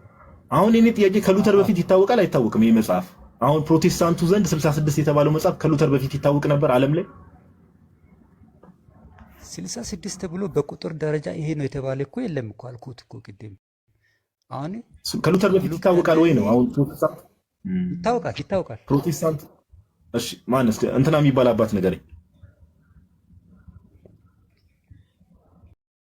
አሁን ላልሰጥ ይችላል፣ ሌላ ቀን እሰጣለሁ። አሁን በእጅ ላይ ስለሌለ ሌላ ቀን እሰጣለሁ። ችግር የለውም። አሁን እኮ ካልተዘጋጀበት ማርቆስ አልተዘጋጀውም፣ ኦልሬዲ አይደለም አሁን ማቅረብ አልችልም ካልከኝ እኮ እኔ ችግር የለውም እናልፋለን። በቃ ችግር የለውም። እሺ በቃ እኔ አሁን ይሄ ላይ ግዴታ መመለስ አለበት የሚገባው ሰው በሙሉ የሚጠይቀውን ነገር ግዴታ ቃል በቃል መመለስ አለበት እያልን አይደለም። አሁን ማስረጃ መስጠት የማችል ከሆነ ዝግጁ ካልሆንክ በቃ ይለፈኝ ማለት ይቻላል። ኦኬ ወደሚቀጥለው ሀሳብ መሄድ እንችላለን። እሺ ወንድሜ። አይ ችግር የለውም፣ ሌላ ቀን እሰጣለሁ። እሺ እንደዛ እናደርጋለን። ከየት በዲኖሚኔሽን ነበር መጣው ያልከኝ? ቃለ ሕይወት ነው። ኦኬ ቃለ ሕይወት ቤተክርስቲያን ኢትዮጵያ ከገባች ስንት ዓመት ይሆናታል? 100 ዓመት በላይ ይሆናል። ሪሊ ይህ ዓመት ነው ባልም ከ100 ዓመት በላይ ይሆናል ኢትዮጵያ ከገባች። እኔ አሁን እንደማውቀው ከሆነ በ1942 አካባቢ ነው እኛ አካባቢ የገባው፣ በሚሽነሮች አማካኝነት እኛ አካባቢ የገባው። ከዛ በፊት ግን 1920ዎቹ አካባቢ እንደገባ ነው ታሪክ የሚናገረው። አሁን የኔ ጥያቄ ምን መሰለህ፣ ኢትዮጵያ ውስጥ ቆየች የምትባለው ቸርች መካነ ኢየሱስ ናታ? ከመካነ ኢየሱስ ቀጥሎ ቃለ ሕይወት እንዳለች። መካነ ኢየሱስ ስንት ዓመቷ ነው? 100 ዓመት ሞልቷታል መካነ ኢየሱስ ራሱ? እኔ እንጃ። አዎ። ስለዚህ 100 ዓመት አልሆናትም ማለት ነው። አሁን የኔ ጥያቄ ምንድነው? ወደ ጥያቄ ልግባ። መካነ ኢየሱስም ሆኑ መካነ ኢየሱስም ላይ ቃለ ሕይወትም ሊሆን ይችላል፣ ሙሉ ወንጌልም ሊሆን ይችላል። ኢትዮጵያ ውስጥ እነዚህ ቸርቾች ከመግባታቸው በፊት ሰዎች ሲድኑ ወዴት ነበር የሚጨመሩት? ወንጌል ተሰብኮላቸው ኦኬ፣ ልክ ሲያምኑ አምነው የትኛው ብረት የት ሄዶ ነበር የሚጠመቁት? እንዴ ከኢትዮጵያ ውስጥ እኮ ፕሮቴስታንት ከመግባቱ በፊት እኮ ይኖር የነበረችው ቤተክርስቲያን ኦርቶዶክስ እንደሆነች እኮ ይታወቃል። ነገር ግን አንድ እውነት ማወቅ ያለብን ነገር አሁን ለምሳሌ እኔ ባደኩበት አካባቢ ስለዚህ ሰዎች ቆይ ወደዛ ከመሄድ በፊት ስለዚህ ሰዎች ፕሮቴስታንት የሚባል ነገር ኢትዮጵያ ውስጥ ከመታወቁ በፊት ከዛሬ 70-80 ዓመት በፊት ወደኋላ ስንመለስ ሰዎች ሲድኑ ወደ የትኛው ቤተክርስቲያን ነበር የሚጨመጡት? ወደ ኦርቶዶክስ አይደል? ኦርቶዶክስ ነበረች። ስለዚህ ሰዎች ወንጌል ሲሰበክላቸው አምነው የሚጠመቁት በኦርቶዶክስ ቤተክርስቲያን ውስጥ ነበር አይደል? አይ ሲጀመር አምነው ለማ እዛ ውስጥ እኮ ይኖሩ ነበሩ። ዝም ብሎ እኮ ነው ይከተሉት ነበሩት። እኔ አቀለ እንደ እዛ ውስጥ ስለነበርን ከዛ ውስጥ ስለወጣን ምክንያቱም ከዛ ውስጥ ኦርቶዶክስ ነው የወጣኸው? ኦርቶዶክስ ነው የወጣኸው? እኔ እንኳስ ገና በልጅነቴ ነው ቤተሰብ ወደ ፕሮቴስታንት ከሆነ በኋላ ነው እዛ የተወለድኩት። ግን ግራንድ ፋዘር ከዛ ነው የወጣ ነው የምትለኝ ምኑ ነው ታዲያ? ከዛ ነው የወጣ ነው የምትለኝ ምኑ ነው? አይ ፋዘር ከዛ እንደወጣ አውቃለሁ እኮ ነው ያልኳለሁ። ፋዘርም ሌሎችም ግራንድ ማዘርም ሌሎችም አያቶቼ እዛ ስለነበሩ እኮ ነው ማወራ። እኔ እዛ ውስጥ ባላድግም እዛ ውስጥ ስለነበሩት እኮ ነው ማወራ። አሁን የኔ ጥያቄ ምንድን ነው? ስለዚህ የአንተ መረዳትና የአንተ አንደርስታንዲንግ ሰዎች ፕሮቴስታንቲዝም ኢትዮጵያ ውስጥ ከመግባቱ በፊት ክርስትና የሚባለው ወይ ደግሞ የሚያድነው እምነት ኢትዮጵያ ውስጥ አልነበረ? ኦኬ፣ መሀል ላይ የገባበት መሰለኝ። ሄሎ፣ ይሰማል? ትንሽ ስልክ የተደወለ ስለሆነ ነው። ወይ ተመልሰህ ትመጣለህ፣ አላውቅም። ችግር የለም። እሱ ነው ፕሮቴስታንቲዝም ኢትዮጵያ ውስጥ ከመግባቱ በፊት ሰዎች ኢትዮጵያ ውስጥ አይድኑም ነበር ብዬ ነው ማምነው። አይድኑም። በጣም በጣም ጥሩ። ስለዚህ እግዚአብሔር ስራውን ለ1900 ዓመት ወይ ደግሞ ኢትዮጵያ ውስጥ ለምሳሌ ለ1900 ምናምን ዓመት ሰዎች ክርስቶስ ኢየሱስ መጥቶ ከሞተ ዓለምን ካዳነ በኋላ ለ1900 ዓመት ሰዎች አይድኑም ነበር ኢትዮጵያ ውስጥ። አው የሚያምኑት ብቻ ነው የሚድኑት። በአባትና በአያት እኮ እምነት የሚከተሉ ሰዎች አይድኑም። ችግር የለውም። ቆይ አመጣለሁ። ችግር የለውም። ስለዚህ ሰዎች ለ1900 ዓመት አይድኑም ነበር። እኔ አላልኩትም። ነገር ግን በዛ አይድኑም እኮ አልከኝ። አይድኑም ነበር ነው እምነት የምንቀበለው እንጂ ስለ አባትና እኔ አሁን ማርቆስ ስለ አንተ አባትና አያት እኔ ይቅርታ አድርግልኝና ስለ አንተ አባትና አያት አይመለከተኝም። መጀመሪያ ምን አልከኝ? ሰዎች ለመጀመሪያ 1900 ዓመት ፕሮቴስታንቲዝም ኢትዮጵያ ውስጥ ከመምጣቱ በፊት አይድኑም አልክ አይደል? አዎ አይድኑም ስልህ ለምሳሌ በውርስ እምነት የሚቀበሉት አይድኑም ለማለት ነው። ስለ ውርስ አላወራሁም። እኔ ምንድነው ውርስ? እኔ ስለ ንብረት አላወራሁም እኮ። የምን ውርስ ነው የምታወራኝ? እኔ ከዛ በፊት ሰዎች ይድናሉ አይድኑም ነው ጥያቄ። ከዛ በፊትማ የሚያምኑት እኮ ይድናሉ፣ የማያምኑት እኮ እንዴት ይድናሉ? በጣም ጥሩ። የሚድኑት ሰዎች የት ነበር ሄደው የሚጠመቁት? አምነው የሚያምኑ ሰዎች የት ነበር ሄደው የሚጠመቁት? አምኖ አይደለማ የሚድኑ፣ በሕፃንነት አይደለም የሚጠመቁት። ረመዳን ታምኑ እኮ ነው የሚጠመቁት እኮ ወንድም። የትኞቹ ሰዎች ናቸው የሚድኑት? እንዴ አምነህ አይደለም መጠመቅ አለብህ? አምነህ ጌታ ኢየሱስን ተቀብለህ አይደለም መጠመቅ አለብህ? ስለዚህ ሰው በሕፃንነታቸው የሚጠመቁ ሰዎች በሙሉ አይድኑም። በሙሉ አይድኑም እያልኩ ሳይሆን ለምሳሌ በዛነ ሳታምን ትጠመቃለህ። ከዛ በኋላ ግን ስለ እምነቴ ሳይናገሩ በዛች ውስጥ በምትኖርበት ጊዜ ሳታቅ ሌላ አምልኮ እየተከተልክ እዛ ውስጥ እየገባ ምናምን ያልክ ትኖራለህ። ኖርማል ሆነ ትኖራለህ። ማን መጥቶ ያስተምራል? ምንድን ነው የምታወራው ወንድማችን? እሺ ለምሳሌ አንድ የመጨረሻ ጥያቄ ልጠይቅ። አንተ የምታወራውም ነገርም ብዙ አንደርስታንድ። ለምሳሌ መካነ ኢየሱሶች ህፃናትን በልጅነት ነው የሚያጠምቁት አይደል? አይድኑም እነዛ ህፃናት? አይ ካደጉ በኋላ እኮ ወደ ጌታ ኢየሱስ ክርስቶስን ይቀበላሉ፣ ያምናሉ። በህፃንነት እኮ እየተጠመቁ እኮ ነው። መጽሐፍ ቅዱስ ያመነ የተጠመቀ ይድናል ነው የሚለው። መካነ ኢየሱስ ህፃናትን በልጅነት ታጠምቃለች። አይድኑም ህፃናቱ? አይ እኔ መካነ ኢየሱስ ስላልሆንኩ ስለ መካነ ኢየሱስ ባትጠይቀኝ ጥሩ ነው። ስለዚህ የተለያየ ቸርች ናችሁ? እኔ በመካነ ኢየሱስ ስላልሆንኩ ስለ መካነ ኢየሱስ እንደዛ አይድኑ ምናምን ብለህ ባትጠይቀኝ ጥሩ ነው። አንድ ቅድም እኮ አልኩህ የተለያየ አንድ ቸርች ናችሁ ወይ? የተለያየ ቸርች ናችሁ? የተለያየ ቸርች ናችሁ? ዲኖሚኔሽን እኮ እንደሚለያይ እኮ ታውቃለህ አንተም። ቃለ ሕይወትም ሆነ መካነ ስለዚህ ኢየሱስ ስለ መካነ ኢየሱስ የተለያየ ቸርች ካልሆናችሁ መካነ ኢየሱስ ውስጥ ያሉ ህፃናት በልጅነታቸው ሲጠመቁ ይድናሉ አይድኑ? እነሱ እኮ ጋድ የሚያጠምቁበት እኮ የራሳቸው የሆነ መሰረት አላቸው እኮ። ስለዚህ እሺ አታውቅም። አንድ የመጨረሻ ጥያቄ ልጠይቅ፣ በቃ ሰዓታችንን በአግባቡ ለመጠቀም። በእናንተ ቸርች ህፃናት ስንት ዓመታቸው ላይ ነው የሚጠመቁት? ከ12 ዓመትና ከዛ በላይ ሲሆን ነው የሚጠመቁት። ወደ ጌታ ኢየሱስን ሲያምኑ ነው የሚጠመቁት። ኦኬ። አንድ የ8 ዓመት ህፃን ልጅ ምንድን ነው የሚባለው በእናንተ ቤተክርስቲያን? ክርስቲያን ተብሎ ይጠራል? አይ የክርስቲያን ቤተሰብ ልጅ ይባላል እንጂ ክርስቲያን ተብሎ ይጠራል? ክርስቲያን ተብሎ ይጠራል ልጁ? እሱን አላውቅም። እንዴ ሳይጠመቅ ሳያምን እንዴት ክርስቲያን ተብሎ ይጠራል? ሰው ሲጀመር ክርስቲያን የመሆነው እኮ አምኖ አይደለ? እሱን እኮ ነው የኔ ጥያቄ። አንድ አሁን በእናንተ ቸርች የ12 ዓመት ላይ ነው ህፃን ልጅ የሚጠመቀው አልከኝ። የ8 ዓመት ህፃን ልጅ ምንድን ነው የሚባለው? ክርስቲያን ተብሎ ይጠራል?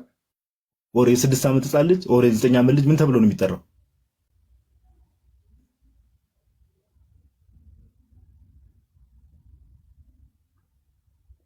ኦኬ። ስለዚህ ማርቆስ እዚህ ላይ ይብቃ መሰለኝ። እግዚአብሔር ያክብርልህ። ተመልሳ ምን አልክ? አንድ የ8 ዓመት ህፃን ልጅ ክርስቲያን ተብሎ ይጠራል አይጠራም? በእናንተ ቸርች ክርስቲያን እኮ ሰው ባለው በእምነት አይደለ? እኔ 11 ዓመቱ ልጅ 10 ዓመት ስለዚህ አይባሉም። እኔ እሱን ሌላ አልችልም። ክርስቲያን ይባላል አይባልም ብዬ መናገር አልችልም። እንዴት አትልም እንዴ? እንዴት አትልም? ለምን አትልም እንዴ? ሰው ሲያምን ነው አምኖ ሲጠመቅ ነው ክርስቲያን የሚባለው ካልከኝ፣ ያ ህፃን ልጅ ደግሞ ገና ካልተጠመቀ የ8 ዓመት ህፃን ልጅ ገና 12 ዓመቱ መጠበቅ ስላለበት እንዴት ክርስቲያን ነው ወይስ አይደለም የሚለው ለመመለስ ለምን ትፈራለህ? አይ እኔ ማቆ ሰው በክርስቶስ አምኖ ነው ክርስቲያንም ሆኖ እንግዲህ ከዛ በቤት ስለዚህ ህፃናቱ ክርስቲያን ይባላሉ አይባሉም? ቀላል ነገር። ህፃናቱ ክርስቲያን ይባላሉ አይባሉም? አይ እሱን ነገር ይባላሉ አይባልም። ሰው አምኖ ነው እንግዲህ ክርስቲያን ነው የሚባለው። ሳያምን ክርስቲያን ይሆናሉ ማለት ይከብደኛል። እሺ ቢሞቱስ? አንድ ህፃን ልጅ በ8 ዓመቱ ወር በ9 ዓመቱ ቢሞት የት ነው የሚሄደው? እሱን እግዚአብሔር ያውቃል። ምን አላመኑ ግን ሳያምኑ ሳይጠመቁ በልጁ የሚያምን ግን አሁን ተፈርዶበታል ይላል መጽሐፍ ሲናገር አይደል? አዎ። ታዲያ ህፃናቱ የት ነው የሚሄዱት? እሱን እኮ ጋዲ እግዚአብሔር ያውቃል አልኩት እኮ። ለምሳሌ በእናት ማህፀን እያለች እኮ ህፃን እኮ ሊሞት ይችላል። በዛ ሰዓት ማን ያውቃል? እግዚአብሔር ያውቃል። እግዚአብሔር ያውቃል ሆኗል። የመጨረሻ መልስ ወንድማችን ማርቆስ፣ ለነበረን ቆይታ እናመሰግናለን። አትጥፋ፣ ጌታ ያክብርልን። እሺ ወንድሜ እናመሰግናለን።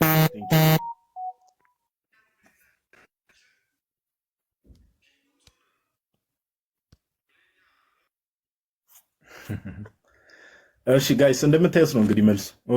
ኦርቶዶክስ ቤተክርስቲያንን ሰው ብዙ ጊዜ ለመቃወም ነው ጀስት እንደዚህ የሚሉት፣ ግን ያው የራሳቸው እምነት ላይ ሲመጣ እንዴት እንደሆነ ታያላችሁ። እግዚአብሔር ያውቃል ነው የመጨረሻ መልስ።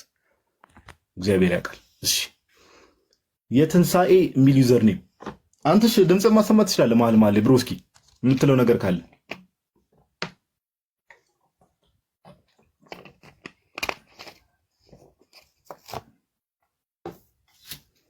እሺ። የትንሣኤ የሚል ዩዘር ኔም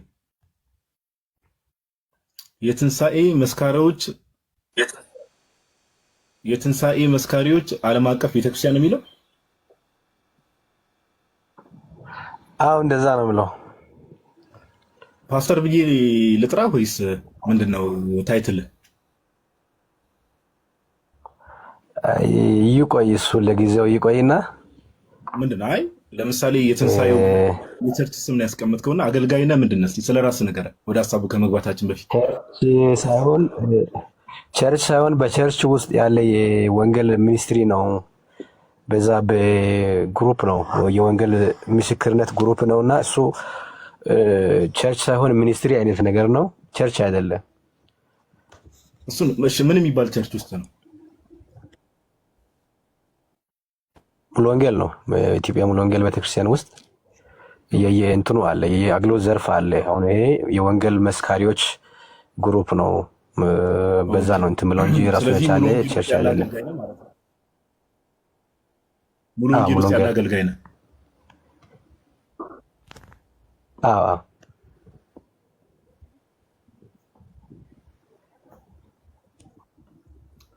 አለ። ወንድማችን ድምጽ መሀል ላይ ይቆራረጣል። ይቅርታ ነው። አለው ይሰማኛል። ስለዚህ የሙሉ ወንጌል አገልጋይ ነህ? እና ነኝ። በጣም ጥሩ። ሙሉ ወንጌል በልሳን መናገር ወይ ደግሞ የጸጋ ስጦታ በሚባለው ታምናለች አይደል? ቸርቿ በጣም አንተ ልሳን የመናገር ጸጋ ሙሉ ወንጌል የተባለው ለዛ ነው። ሙሉ ወንጌሏን ትቀበላለች ነው። ልሳን የመናገር ጸጋ ተሰጥቷል አንተ? በጣም አለኝ። እንደው ምንም ይሄው ኮሜንቱን አጠፋለሁ። እኔ መስማት ስለምፈልግ ነው። ብዙ ጊዜ ሰምቼ አላውቅም። አሁን ላይክ መናገር ትችላለህ? የምትናገረው ራስህ ስትፈልግ ነው የምትናገረው ወይስ የእግዚአብሔር መንፈስ ሲወርድብህ ነው የምትናገረው? ሊሳን እንግዲህ ሊሳን ዝም ብሎ የሚነገር ሳይሆን በአገልግሎት ላይ ሆነ እያገለገልክ እግዚአብሔር በሊሳን መካከል ነው ቃሉን እያስተማርክ እየሰበክ በአገልግሎት ማዕድ ውስጥ ሆነ ሊሳኖችን ተቀበላለህ፣ ትጸልያለህ። ሊሳን ማለት እኮ መጸለይ ማለት እኮ ነው። ስትጸልይ ስታገለግል የምትናገረው ነው እንጂ ዝም ብለህ በየሜዳው በየእንትኑ ዝም ብለህ ሊሳን አለኝ ብለህ የምትናገረው አይደለም። መናገር ይቻላል፣ ባይዘዋይ ይቻላል፣ ግን ዝም ብሎ የሚነገር አይደለም። ሰው ተናገር ስላለ የሚነገር አይደለም። እየሰማኝ ፕሊዝ። ነን ስቶፕ ነው እያወራ ያለውና ይቅርታ። መናገር ትችላለህ? ይችላለሁ። ተናገርልን። እንደው ለምን መሰለህ መጽሐፍ ቅዱስ ላይ ምን ይላል? ለምሳሌ አሁን እኛ ክርስቲያኖች ፕሮቴስታንቶች አልዳናችሁም ብለን ነው የምናምነው። ፕሮቴስታንቶች ደግሞ እኛ ኦርቶዶክሶችን ኦር ክርስቲያኖችን አልዳናችሁም ነው የምትሉትና ጳውሎስ ደግሞ ላላመኑት ምልክት ይሆንላቸዋል ብሏል አይደል? አሁን ለምሳሌ ያው ፕሮቴስታንቶች ልክ ነገር አልዳናችሁም ብላችሁ ለኛ ይሄ አገልግሎት ነው። ባይዘው 1700 ሰው እያየ ነው የእግዚአብሔርን ይሄን ትልቅ ጸጋ የእግዚአብሔርን ይሄን ትልቅ ስጦታ ብዙ ያላመኑ ሰዎች እዚህ ስለሚኖሩ ብታሳየን ብዙ ሰዎች ወደ ጌታ ሊመጡ ይችላሉ።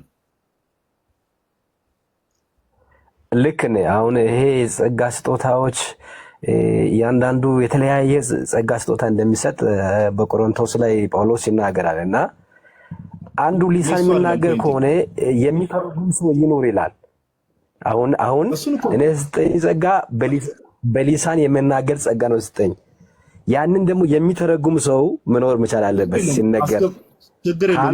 ዝም ብሎ ቢናገር አንድ ፕሮቴስታንት ወዳጅ አለኝና አንተ ተናገር ገብቶ የሚተረጉም አለ። አንድ ሞዶ ፕሮቴስታንት አለ። ቀጥል እስኪ ማን ነው እሱ? አገናኘን ከሱ ጋርና እስቲ ልስማው ከሱ መጀመሪያ። እግዚአብሔር ስራ አይሰራም እንዴ? ቆይ አሁን አንተ የምትተረጉሙን ሰዎች ላይ ሐዋርያት ሥራ ምዕራፍ 2 ላይ እንዳለው ሰዎች እንዴት በገዛ ቋንቋችን እንሰማለን ይናገራሉ እንዳሉት አሁን አንተ ስትናገር እግዚአብሔር ሰዎች ጋር ተተርጉሞ እንዲደርስ ማድረግ አይችልም እያልከኝ ነው? ይችላል። የሚሰሙ ሊኖር በእርግጥ አሁን ከሚሰሙ ከነዚህ ሰዎች የመስማት ጸጋ ያለባቸው ሊኖሩ ይችላሉ። ማን ያውቃል? አሁን እሺ ትልልናል አትልልንም? እስቲ እሱን በኋላ ላይ እንትን ልበል። ወደ ሌሎች ጥያቄዎች ይለፍና ዝም ብሎ ከሚናገር ላሰማሽ ቅድም ብያለሁ። ላሰማህና አንድ ነገር ላሰማህና ይሄ መጽሐፍ ቅዱስ ላይ የሚታወቅ ልሳን ነው ወይስ አይደለም የሚለውን ነገር ትነግረኛለህ። ላሰማ። እሺ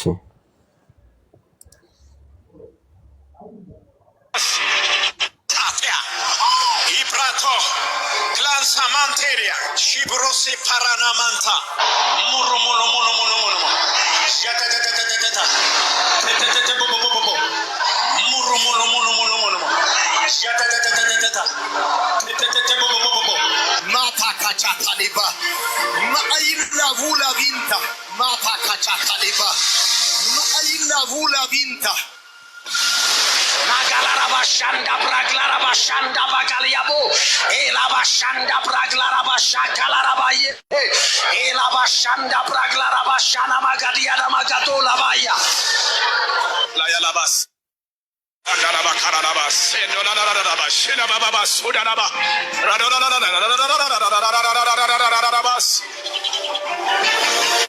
ኦኬ ሰምተዋል አይደል? ቆይ አንዴ አንተ ከመቀጠል በፊት ልሳን የመተርጎም ጸጋ ያላችሁ ሰዎች አንተሽ አንድ ቁጥር ሲጽፉ አስገባልኝ። አንድ ቁጥር ጻፉ። ልሳን የመተርጎም ጸጋ ያላችሁ ሰዎች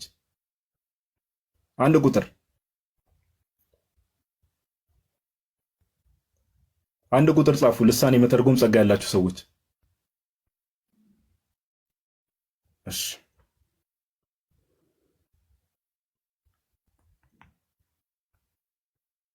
አንዴ ቆይ ኦኬ። እኔ ሰው መሳብ ቆይ አንዴ ሄሉ ስቤሻለሁ። ሄሉ በጣም የምትገርም አገልጋይ ናትና ሄሉ እየስቤሻለሁ ግቢ። እሺ አለ ወንድማችን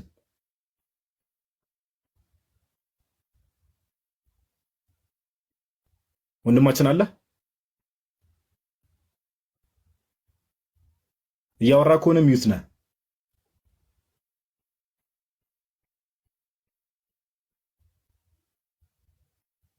ወንድማችን። እያወራ ከሆነ ሚዩት ነህ፣ ያለበለዚያ ወይ ወደሚቀጥለው ሰው እንሂድ። እያወራሁ ነው። አይሰማም አሁን? ይሄው ቅድም ያልኩህ ልጅ አሁን የገባው ልጅ ነው እና አሁን አንተ ልሳኑን ተናገር። የመተርጎም ጸጋ ያለው ሰው ነው፣ ፕሮቴስታንት ነው። አንተ ቀጥል። ይሄኛውን ጠይቃለሁ፣ አንተ ልሳኑን ተናገር፣ ከዛ እሱ ይተረጉማል። እንቀጥል። ይሄው ኮሜንት አጠፋለሁ። እኔ ቀልድም አይደለም ያዝኩት። ይሄው ኮሜንት አጠፋለሁ። የማይሆን ነገር እንዳይጽፍ። ሼካ ፓራባስ ፕራዳባ ጄካ ማንታ ራቦላ ሴፕራታ ካፖላ ባላባ ጃና ማንታ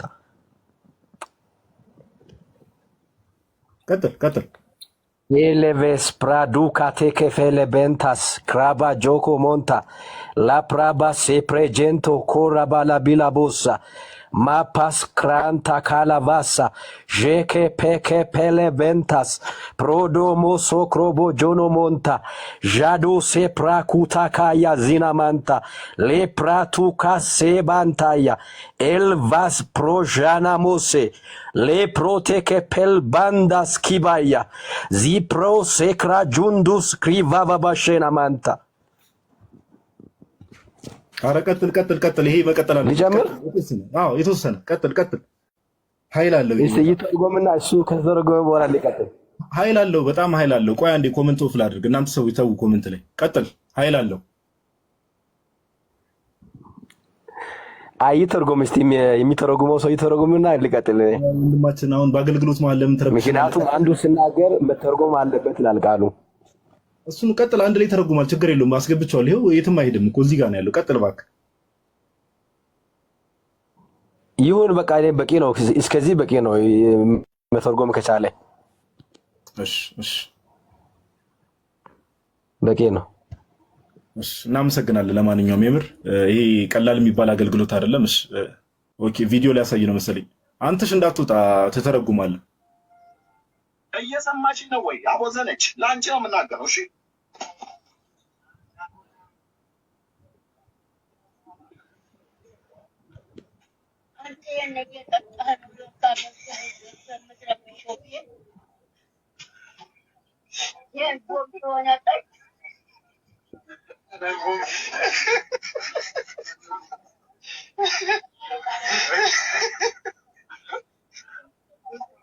ይህን እየጠጣ ገብተህ ትረብሻለህ። እዛ ምን ቤት እሺ ልዩ እናመሰግናለን። አንተሽ ሲመቻ አሳውቀኝና ትተረጉማለህ። ሲመቻ አንድ ቁጥር ጻፍልኝ። ስራ ቦታ ስላለ ነው። እሺ ወንድማችን ይቀጥላል። በጣም ጥሩ። እሺ ሁለተኛ ጥያቄ ላቀርብልህና ሌላ ጊዜም እየመጣ እንደዚሁ አንዳንዴ እንድታገለግለን እንፈልጋለን። እሺ አልፎ ችግር የለውም። እሺ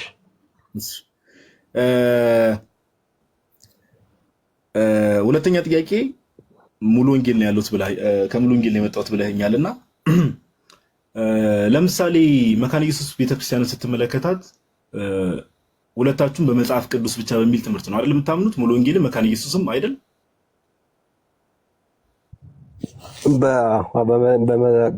ቅዱስ ነው፣ እንደዛ ነው። መጽሐፍ ቅዱስ ብቻ የሚለው ትምህርት ወይ ደግሞ ሶላ ስክሪፕቹራ የሚለው ትምህርት የፕሮቴስታንት አምስቱ ሶላዎች ውስጥ አንዱ ነው አይደል?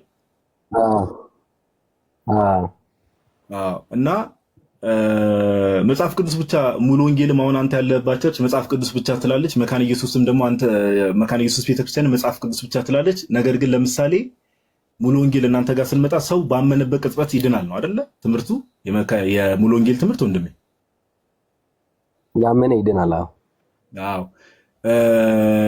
ወደ መካነ ኢየሱስ ስንሄድ ደግሞ መካነ ኢየሱስ ቤተክርስቲያን ደግሞ ሰው አምኖ ሲጠመቅ ነው የሚድነው እንጂ ባመነበት ቅጽበት አይድንም ብላ ነው የምታምነው መካነ ኢየሱስ። ኦኬ ሁለታችሁ ምንድነው መጽሐፍ ቅዱስ ብቻ ቃል ሲናገር እኮ ሙሉ ወንጌል ላይ በመጽሐፍ ቅዱስ ብቻ የሚለው ማርቆስ ወንጌል ምዕራፍ 16 ቁጥር 5 ላይ 15 ላይ ወደ ዓለም ሁሉ ሂዱ ወንጌልን ለፍጥረታት ሁሉ ስበኩ፣ ያመነ የተጠመቀ ይድናል፣ ያላመነ ግን ይፈረድበታል፣ የሚያምኑትን እነዚህ ምልክቶች ይከተሏቸዋል ብሎ አንተ ቅድም ከተናገርከው አንዱ በሊሳን መናገር አሁን ሰዎች እንደሚቀልዱትና እንደመሾፉ ሳይሆን ላመነ ሰው የኔ ጥያቄ ምን መሰለህ? መካነ ኢየሱስ ሊመጣ እኮ ነው አንተ። እኔ አሁን ምልክቶቹ ላይ ሳይሆን መካነ ኢየሱስ ቤተክርስቲያን መጽሐፍ ቅዱስ ብቻ ትልና ሰው አምኖ ሲጠመቅ ነው የሚድነው ትላለች። ሙሉ ወንጌል ቤተክርስቲያን ደግሞ መጽሐፍ ቅዱስ ብቻ ትልና ሰው ባመነበት ቅጽበት ነው የሚድነው ትላለች። የትኛው ነው ትክክለኛ ትምህርት ነው? የኔ ጥያቄ አምኖ ተጠምቆ ማመን አንደኛ የሰው ልጅ ለማመን ወሳኙና ዋናው ነገር ማመን ነው። ያመነም የተጠመቀም ይድናል ይላል። አምኖ ደግሞ ይጠመቃል። ያመነ ሰው ሙሉ የሚሆነው ለመዳን ነው የሚጠመቀው። የዳነ ሰው ነው የሚጠመቀው። የዳነ ሰው ይጠመቃል። መጀመሪያ ማመን ነው የሚቀድመው። መካነ ኢየሱስ ደግሞ ለመዳን ነው መካነ ኢየሱስ ደግሞ ሰው ለመዳን ነው የሚጠመቀው ብላ ነው የምታምነው። ለመዳን ነው የሚጠመቀው። ኦኬ እሱን አያገባኝም። የነሱ ዲኖሚኔሽን ስላልሆንኩ እኔ አላቅም ግን ያስኬዳል። አያገባኝም ያልኩት ትክክለኛ መልስ ነው። የተለያየ ቸርች ስለሆናችሁ አንተ ራስህ ነው እሺ ወንድማችን ስምህን ግን አልያዝኩም። ሌላ ጊዜ አንዳንዴ ስትመጣ እንድቀበል ስምህን ማን ልበል? ከይቅርታ ጋር ያው ጨርሰናል። በእርግጥ አስራት ነኝ። እሺ ወንድማችን እናመሰግናለን። እሺ ታንክ ዩ። እሺ ሌላ ፕሮቴስታንቶች ካላችሁ አንድ ቁጥር ጻፉ። ኦኬ ያው አያገባኝም ብለዋል። ሰምታችኋል። መጨረሻ ላይ ስለነሱ አያገባኝም ሌላ ዲኖሚኔሽን ናቸው ብለዋል። በቃ ፕሮቴስታንቱ ዓለም ላይ በዚህ ደረጃ ነው መበጣጠቅ ያለው። ሁሉም የተለያየ የራሳቸውን ትምህርት ይዘው ነው የሚቀጥሉት። አንዱ ስለሌላው አያገባውም። በቃ አያገባኝም ስለነሱ ነው ያለው። ምንም ማድረግ አይቻልም። እንግዲህ ምንም ማድረግ አይቻልም። አንተሽ ትርጉም በአንተሽ ዋሴ ሪከርድስ አንተሽ ስራ ላይ ነው ጋይስ። ለዛ ነው ውጭ ያው እንግዲህ የሰርግ ምናምን ሲበዛ ፕሮቴስታንቶች አንድ ቁጥር ጻፉ። ከዛ በዛ መሰረት የምንቀበላችሁ ይሆናል። ታብታብ አድርጉ ጋይስ። 1 ቢሊዮን እናስገባው ታብታቡ ላይቭ ምናምን ዲስኮኔክት እንዳያደርግ እንደዛ እናደርጋለን። ፕሮቴስታንቶች አንድ ቁጥር ጻፉ። የተለያዩ ሀሳቦችን እያነሳን የምናወራ ይሆናል። ቶኒዬ እንኳን ደህና መጣ። ሰላም ጋዲ ሰላማችሁ ይብዛ። እንዴት ናችሁ? እንዴት ነው? ሁሉ ሰላም ሰላም መስከን። ምንድነው የወፍ ቋንቋ ትርጉም ምናምን? የወፍ ቋንቋ ወፎች ናቸው እኮ የሚረዱት። ልሳን እንዲናገር እድላችንን ሰጥቼው ነበረ እና አንተሽ ነበር የሚተረጉመው። ምርጥ ሰው ነው ግን እንትን በቃ ወንጌል ላይ የሚናገረው በቃ የቻለውን እንትን ፈጽሞታል። ለሌሎች ምልክት ይሆናል ስለሚል በቃ እውነት ነው። በቃ በተሰጠው ጸጋ አላፍረም ማለት ነው። ሌሎቹ እንትን አንናገርም ምናምን ስለሚሉ እሱ ጀግና ነው። ቴንክ ዩ። ልክ ነህ። እሺ አንድ ቁጥር ጻፉ።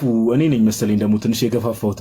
በእርግጥ ለማያምኑ ሰዎች ምልክት ይሆናል ጳውሎስ ይላል። ኦፍ ኮርስ በዛ ጊዜ እንደዛ ምልክት ነበረ ለማያምኑ ሰዎች። ያኔ የሐዋርያት ሥራ ምዕራፍ 2 ላይ መንፈስ ቅዱስ በወረደባቸው ሰዓት ላይ ለማያምኑ ሰዎች የምር ምልክትም ነበር እና ትንሽ ገፋፋሁት መሰለኝ እኔም። ኤኒዌይስ ምስኪን ወንድም ነው ግን ጌታ በሚያውቀው ምስኪን ወንድም ነው። እሺ አንድ ቁጥር ጻፉ ፕሮቴስታንቶች።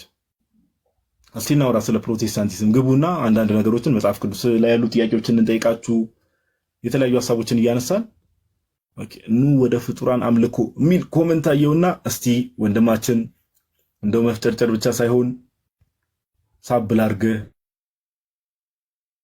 አንድ ዩዘር ኔም ኢየሱስ ያድናል ብለሃል። እንግዲህ የኢየሱስን አዳኝነት ገብተህ ነገረን። ደግሞ ፎሎ ታደርገኛለህ ጭራሽ ሀርጋዱላ ትላለህ። ታዘብ አይ ቲንክ ዩዘር ኔም አውቀዋለሁ፣ ኦርቶዶክስ መሰለኝ። እሺ ጆቫ የሚል ዩዘር ኔም እንኳን ደህና መጣ።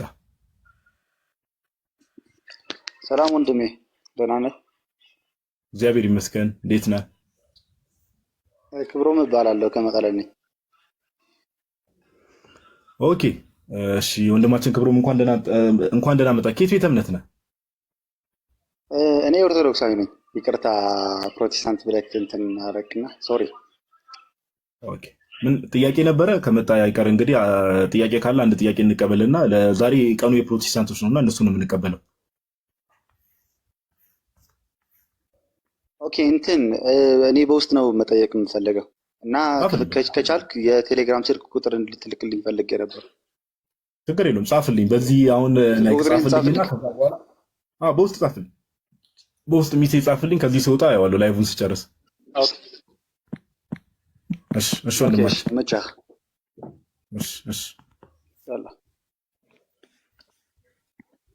እሺ ብሩክ የሚል ዩዘር ኔም እንኳን ደህና መጣ። እንዴት ነህ? ደህና ነህ? ይመስገን አምላክ። ሁሉ ሰላም? ሁሉ ሰላም ነው፣ እግዚአብሔር ይመስገን። እኔ የምልህ አቤት። ፕሮቴስታንቲዝም ብለህ ጀመርክ ትምህርቱን፣ ግን አንተ ፕሮቴስታንቲዝምን ቸርች እየጠየቅ ምናምን ዲኖሚኔሽን እየጠየቅ ልዩነቶችን ለማጉላት ነው። ፕሮቴስታንቲዝምን አንድ ላይ ማወቅ ወይም ደግሞ ከፕሮቴስታንት ጋር ያለውን ጥያቄ ለመጠየቅ ነው የፈለግከው። ስለዚህ ቸርቾችን እዛዚህ ከምታረግ ፕሮቴስታንት ወንድማችን ጥያቄ ጠይቅ፣ አንሳ። የኔ ብቻ ነው ጋይስ የፈለግከውን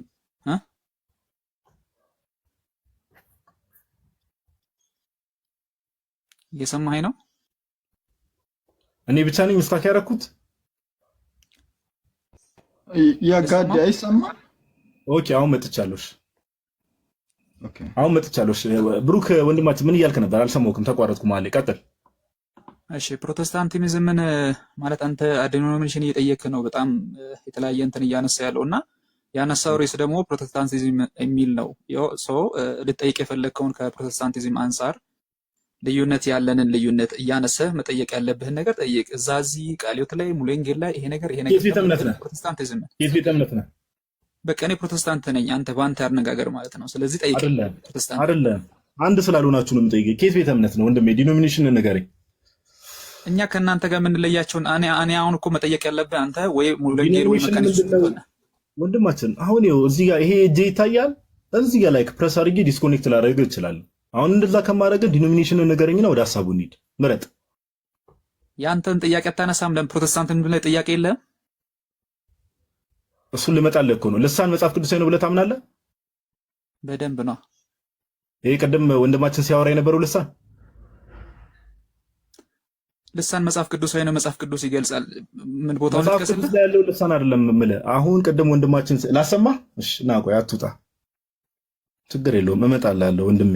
አሁን አስታወስኩ እኮ ለካስ ባለፈው አውርተን ነበረ። ሜቢ አንተ ረስተኸኝ ይሆናል እንጂ እኔ ልክ ስገባ ይሄ ልሳን ኢብራቶ ክላንሳ ማንቴሪያ ሺብሮሴ ፓራናማንታ ሙሩ ሙሉ ሙሉ ሙሉ ሙሉ ሻተተተተተታ ተተተተቦቦቦቦ ሙሩ ሙሉ ሙሉ ሙሉ ሙሉ ሻተተተተተታ ተተተተቦቦቦ ይሄ ልሳን መጽሐፍ ቅዱሳዊ ነው። እኔ ማንም ስለተናገረ ልሳን ነው ብዬ አልወስደውም። ልሳን ግን መጽሐፍ ቅዱሳዊ ነው። ልሳን አሁን የሰማነው ልሳን መጽሐፍ ቅዱሳዊ ነው። ልሳንን ዝም ብሎ ማንም ስለተናገረ መጽሐፍ ቅዱሳዊ ነው ማለት እንችላለን? ወንድም እኔ እኮ ስለሱ አይደለም። እኔ ማብራሪያም ሳይሆን አሁን የሰማው ልሳን መጽሐፍ ቅዱሳዊ ነው ወይስ አይደለም? እኔ እየነገርኩህ ነው መልሼ እኮ ዝም ብለህ አንተ አንድ ድምፅ ስላሰማ እኔ እኮ ቆይ ጋይስ ቆይ እኔ ባይዘው ፕሮቴስታንቶች እንደው አምላካችሁ ነው እንግዲህ አምላክ ነው ብላችሁ የምታመልኩት አካል ካለ ቆይ አንዴ ረጋ በል ወንድሜ፣ ዝም ብለህ እንትን አትበል እንዴ። ለምን አትታመኑም እንዴ? ለምታምኑት ነገር ለምን በቃ ይሄ ነው ወይ አይደለም አትሉ? በቃ እንዴ አሁን ማይክን ኦን አድርግና አሁን ያሰማው ድምፅ ኦር ልሳን ተብሎ የሚጠራው ነገር ይሄ ግሎሶሎሊያ ነው የሚባለው። በእርግጥ ይሄ መጽሐፍ ቅዱሳዊ ነው ወይስ አይደለም? አዎ ወይም አይደለም በለኝ። በቃ ቀላል እኮ ነው። እኔ አዎ አይደለም፣ ይኸውልህ እኔ ልነግርህ የምችለው በመጽሐፍ ቅዱስ ልሳን አለ። አዎ ወይም አይደለም ለምን አትለው? አዳምጠኝ። አንተ የምትፈልግበትን ጥያቄ አንተ ማንሳት ያለበት እዚህ ጋር እኮ ፕሮቴስታንት ልሳንን ያምናል። አንዴ ስማኝ ወንድሜ፣ ቪዲዮ ማሳየትም ካስፈለገ ሌሎች ቪዲዮዎች ያሳያሉ። አሁንም የምንቀጥለው አሁን የሰማኸው ልሳን መጽሐፍ ቅዱሳዊ ነው ወይስ አይደለም? የስ ኦር ኖ ኩዌሽን። በቃ ምንም ቀላል ነው። ስምህ ጋዲሳ ነው አይደል? እዚህ ጋር ባለው ዩዘር ኔም ውረድ። ታባርክታችሁ ወርደ ወንድማችን፣ እዚህ ለግዠሪ አይደለም። ሰዓት በጣም ቫልዩብል ነው። ባይዘው ሰው ዘመን ይባረክ አርጋዶላ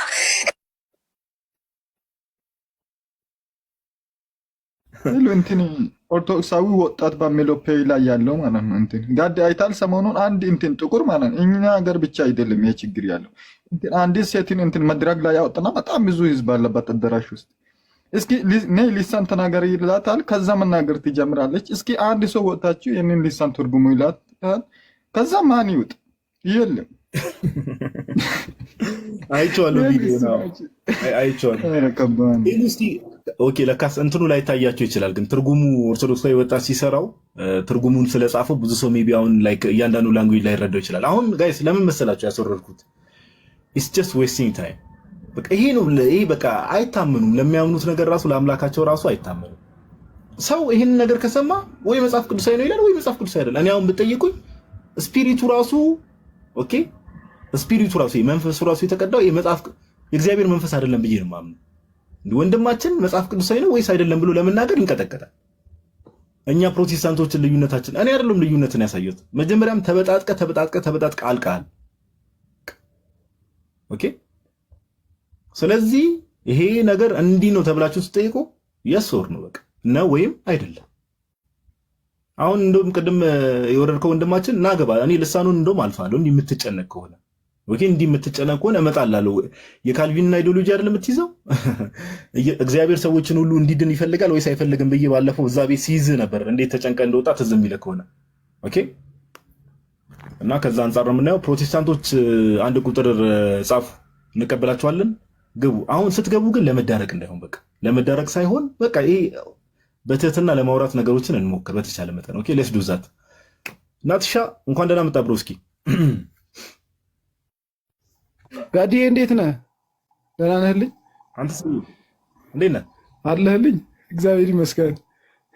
የድሮ ወገኖች ይሄ ነገር ከእግዚአብሔር ነው ወይስ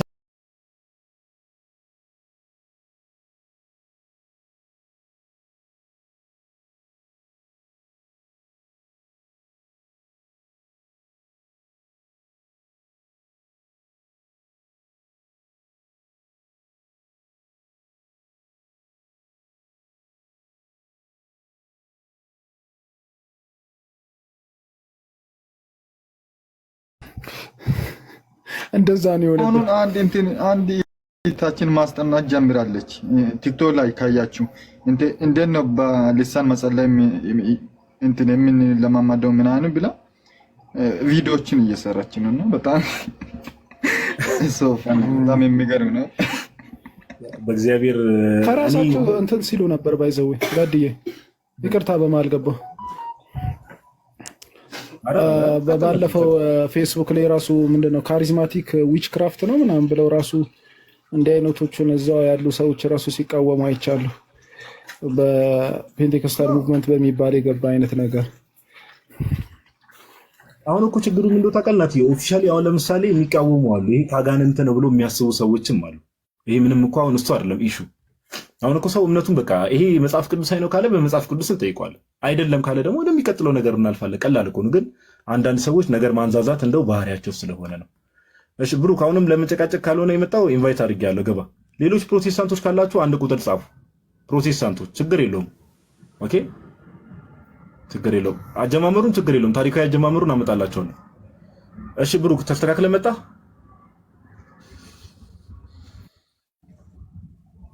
አይ ብዙ ስትጨነቅ እኮ ነው፣ ብዙ ስትጨነቅ አየውና አሁንም ፖለቲክስ ለመስራት ነው የገባው ወንድማችን። ለምን ከመጽሐፍ ቅዱስ አናወራም? አልተዋወቅንም ማለት ነው። እግዚአብሔር ቃል እንማማርም። እስቲ ከመጽሐፍ ቅዱስ እናንሳና የምታነሳቸውን ጥያቄዎች አንሳ። ፕሮቴስታንቲዝም ልሳን አይደለም እኮ ነው። ቅድም የሰማኸው ልሳን መጽሐፍ ቅዱሳዊ ነው ወይስ አይደለም? ቅድም የሰማሁትን አንተ የኬት የሚያመጣውን ነገር እኔ ከመጽሐፍ ቅዱሳዊ ነው ብዬ እንትን አለለም ብያለሁ ቅድምም እኮ። ስለዚህ መጽሐፍ ቅዱሳዊ አይደለም። ልሳን መጽሐፍ ቅዱሳዊ ነው። አንተ ያሰማውን ድምፅ መጽሐፍ ቅዱሳዊ ነው አይደለም ማለት አልችልም ብያለሁ። ቢካውዝ የሰማው ድምፅ ነው አይደለም?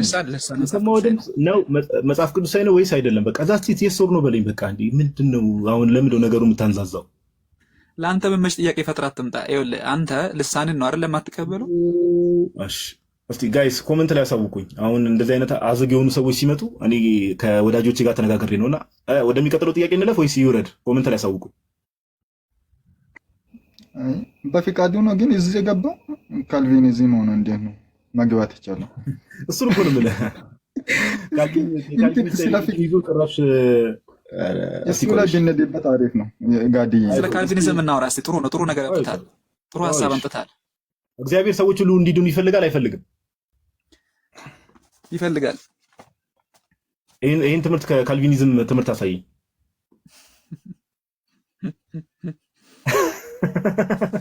አሳየኝ። እግዚአብሔር ሰዎች ሁሉ እንዲድኑ ይፈልጋል የሚለው ከእምነት መግለጫቸው አሳየኝ። አውጥተህ ችግር የለውም፣ መሳቅ ይቻላል፣ ችግር የለውም። አሳየኝ፣ በትልቁ አድርጌያለሁ። እሺ ልትሰማኝ ፈቃደኛ ነህ? ቀድመህ ቻፕተሩን ንገረኝ፣ የእምነት መግለጫቸውን ቻፕተሩን፣ የሪፎርም ቴዎሎጂያን ቻፕተሩን ንገረኝና ሰዎች ሁሉ እንዲድኑ እግዚአብሔር ይፈልጋል የሚለው ምዕራፍና ቁጥሩን ንገረኝ። እስኪ ትንሽ ሰዓት ላውራ፣ ትንሽ ሰዓት ስጠኝና ጠብቀኝ። እሺ እጠብቃለሁ። ሂድ ቼክ አድርገህ ተመለስ።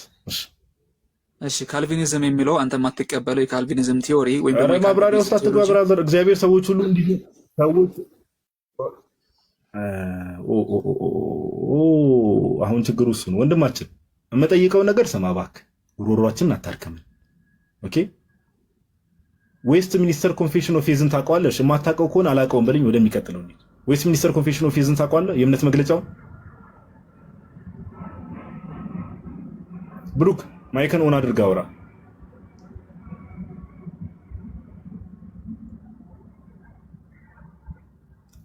ብሩክ ብሩክ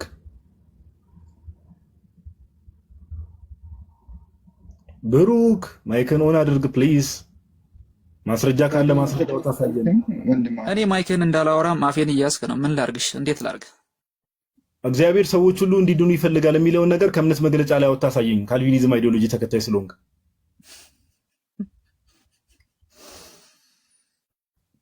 እየሰማኝ አይደለም። እንዲህ ሳቅ ባይዘው የምን ማስረጃ ማቅረብ የማይችሉ ሰዎች ምልክት ነው ጋይስ። ሳቅ እቺ ሳቅ ማስረጃ ማቅረብ የማይችሉ ሰዎች ምልክት ናት። ለወደፊቱም ትምህርት ይሆናችሁ። ሰው የማያውቀውን ጥያቄ ሲጠይቅ ወር ማስረጃ የሌለውን ነገር የማያምንበትን ነገር ልክ ሲያዝ ሳቅ ይመጣል። ኦኬ ሳቅ ይመጣል። ይህን እንደ ትምህርት እንድትወስዱት ትናንት አሳይቻችሁ ነበር። ሜቢ ትዝ የሚላችሁ ከሆነ የነበራችሁ ሰዎች ሪፎርምድ ቴዎሎጂን የሚቀበሉ ሚሊየንስ ኦፍ ሰዎች አሉ። ኦኬ ዓለም ላይ ሚሊየንስ ማለት ነው። ሪፎርምድ ቴዎሎጂን የሚቀበሉ ዌስት ሚኒስተር ኮንፌሽን ኦፍ ፌዝን የእምነት መግለጫ እንደ እምነት መግለጫቸው አድርገው የሚቀበሉ ትናንት ሳነብላችሁ ነበር። ዌስት ሚኒስተር ኮንፌሽን ኦፍ ፌዝ ላይ ቻፕተር 3 ላይ ጋድስ ኢተርናል ዲክሪስ ወይ ደግሞ የእግዚአብሔር ዘላለማዊ ድንጋጌዎች በሚለው ቁጥር 3 ላይ እግዚአብሔር አሁን አማርኛውንም ድጋሚ ላንብብላችሁ። ሰበር ዜና ልንገራችሁ። በፕሮቴስታንቱ ዓለም ውስጥ ካሉ ትምህርቶች ውስጥ አዲስ ደግሞ ሁሌ ብዙ ምንፍቅና እንሰማለን ፕሮቴስታንቱ ዓለም ላይ እንደምታውቁትና ላንብብላችሁ። ምን ይላል መሰላችሁ? ቁጥር 3 ላይ በእግዚአብሔር ድንጋጌ ለክብሩ መገለጫ አንዳንድ ሰዎችና መላእክት ለዘላለም ሕይወት፣ ሌሎች ደግሞ ለዘላለም ሞት አስቀድሞ በእግዚአብሔር ተወስነዋል። አንዳንድ ሰዎችና መላእክት ለዘላለም ሕይወት፣ አንዳንድ ሰዎችና መላእክት ደግሞ ለዘላለም ሞት በእግዚአብሔር አስቀድሞ ተወስነዋል። በእግዚአብሔር አስቀድሞ ተወስነዋል። ስለዚህ ዲያብሎስ ምንም ጥፋት የለበትም። ለምን? እግዚአብሔር ቀድሞ ወስኖበት ነው እንደዚህ የሆነው። ወደ ዘላለም ሞት እንዲገባ እግዚአብሔር ቀድሞ ወስኖበት በማ በካልቪኒስቶች ትምህርት ሞስትሊ ዌስትሚኒስተር ኮንፌሽን ኦፍ ፌዝን በሚቀበሉ ሰዎች እነዚህ ወንጌል አማኞች ውስጥ ነው ያሉት ጋይስ። ወንጌል አማኝ ተብሎ ከሚጠሩት ውስጥ ነው ወደዚህ ነው የሚጠሯችሁ። ከኒ ኢማጂን እግዚአብሔር ሰዎችና መላእክትን ወደ ዘላለም ሕይወትና ወደ ዘላለም ሞት ቀድሞ ወስኗል ወንጌል እያሉ የሚጠሯችሁ ወደዚህ ነው። ኑ ጌታን ተቀበሉ የሚሏችሁ እንደዚህ አይነት ትምህርት ይዘው ነው። እንደዚህ አይነት ጌታ አናውቅም። ሰዎችና መላእክትን ቀድሞ የወሰነ ጌታ አናውቅም። ሰዎችና መላእክትን ቀድሞ ለሕይወት የወሰነ ጌታ እኛ አናውቅም። ሰዎችና መላእክትን ቀድሞ ለሞት ቀድሞ የወሰነባቸው ኦር የመደበባቸው ጌታ እኛ እንደዚህ አይነት ጌታ አናውቅም።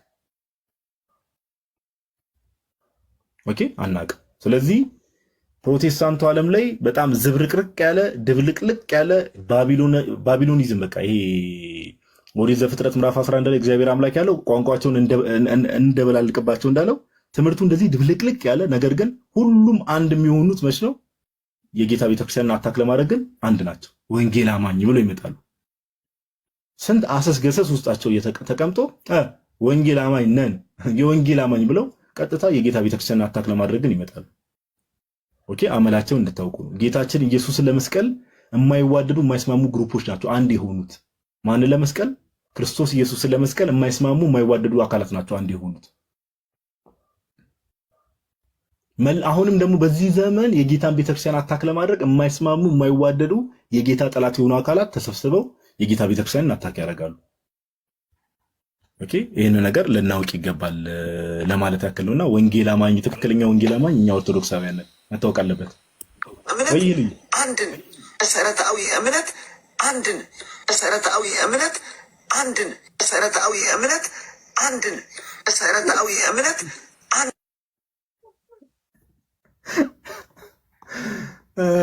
እሺ ይሉ ናቲ ጠፋብን እኮ በእናትሽ ናቲ ከቲክቶክ አጠፋ ነው አይደል? እሺ በፍርድ ወንበር ምን እንደምትላ ያለው ይለኛል፣ ያስፈራራኛል። ናቲሻ አንዱ ኮመንት ላይ በፍርድ ወንበር ፊት ስትቀርብ ምን እንደምትላ ያለው እያለ እያስፈራራኝ ነው። እስቲ የሆነ ነገር በልበት። አያ አስቀድሞ ወስኖብሃል።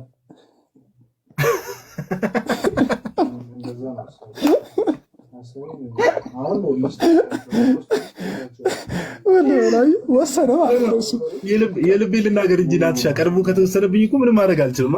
ላውራ እንደ ልቤ ነው። ቀድሞ ወስኖብሃል። አስገቢ ሆኑ በሩ ነው እያሉ በሩ ሆኑ። እነሱ ራሱ ማስገባት ጀመሩ። ይሄ ራሱ አየህ ፈራጅነት የካልቪኒዝም በሽታው ይንጸባረቃል። ፈረደ ማለት ነው። ጭራሽ ቀይ ነው። አስቀድሞ ወሰነ እሱ በቀኝና በግራ ላይ ያቆመ። ትራዲሽኑ ከማማን ነው። ቆየ ካልቪን ምን አልከኝ ቶኒ? ትራዲሽኑ ከማማን ነው የካልቪን። ኧረ ተው እናንተ ሰዎች መሀል መሀል ላይ የገባችሁ በግድ ሰው የምታስቁትን ነገር ተው። እሺ ቻቻ የሚል ይዘር እንኳን ደህና መጣ። እንኳን ደህና ቆየኝ ጋዲ። አለን አምላክ ይመስገን። ከየት ቤተ እምነት ነው ወንድማችን? እኔ በኦርቶዶክስ ላይ ትናንት አሁን የገባሁት ለመሰለ ትናንት ለናታኒም ላንተም ለሄሉም መልእክት ልኬ ነበረ። ትናንት ባስተማርከው በዚህ በሶንግስ ኦፍ በመኃልየ ዘሰሎሞን ላይ እዛ ላይ በአሁን እንደዚህ ኦፊሻሊ ማልናገረው መልእክት ነበረኝ። ምናልባት ነግረው ከሆነ አላውቅም። ናታኒም ጠይቀው በውስጥ ልኬልታለሁ። ለአንተም አንዴ ልኬልህ እንትን እዚህ ማውራት ስለማልችል ነው እና አሁንም መልእክቱ ከደረሰ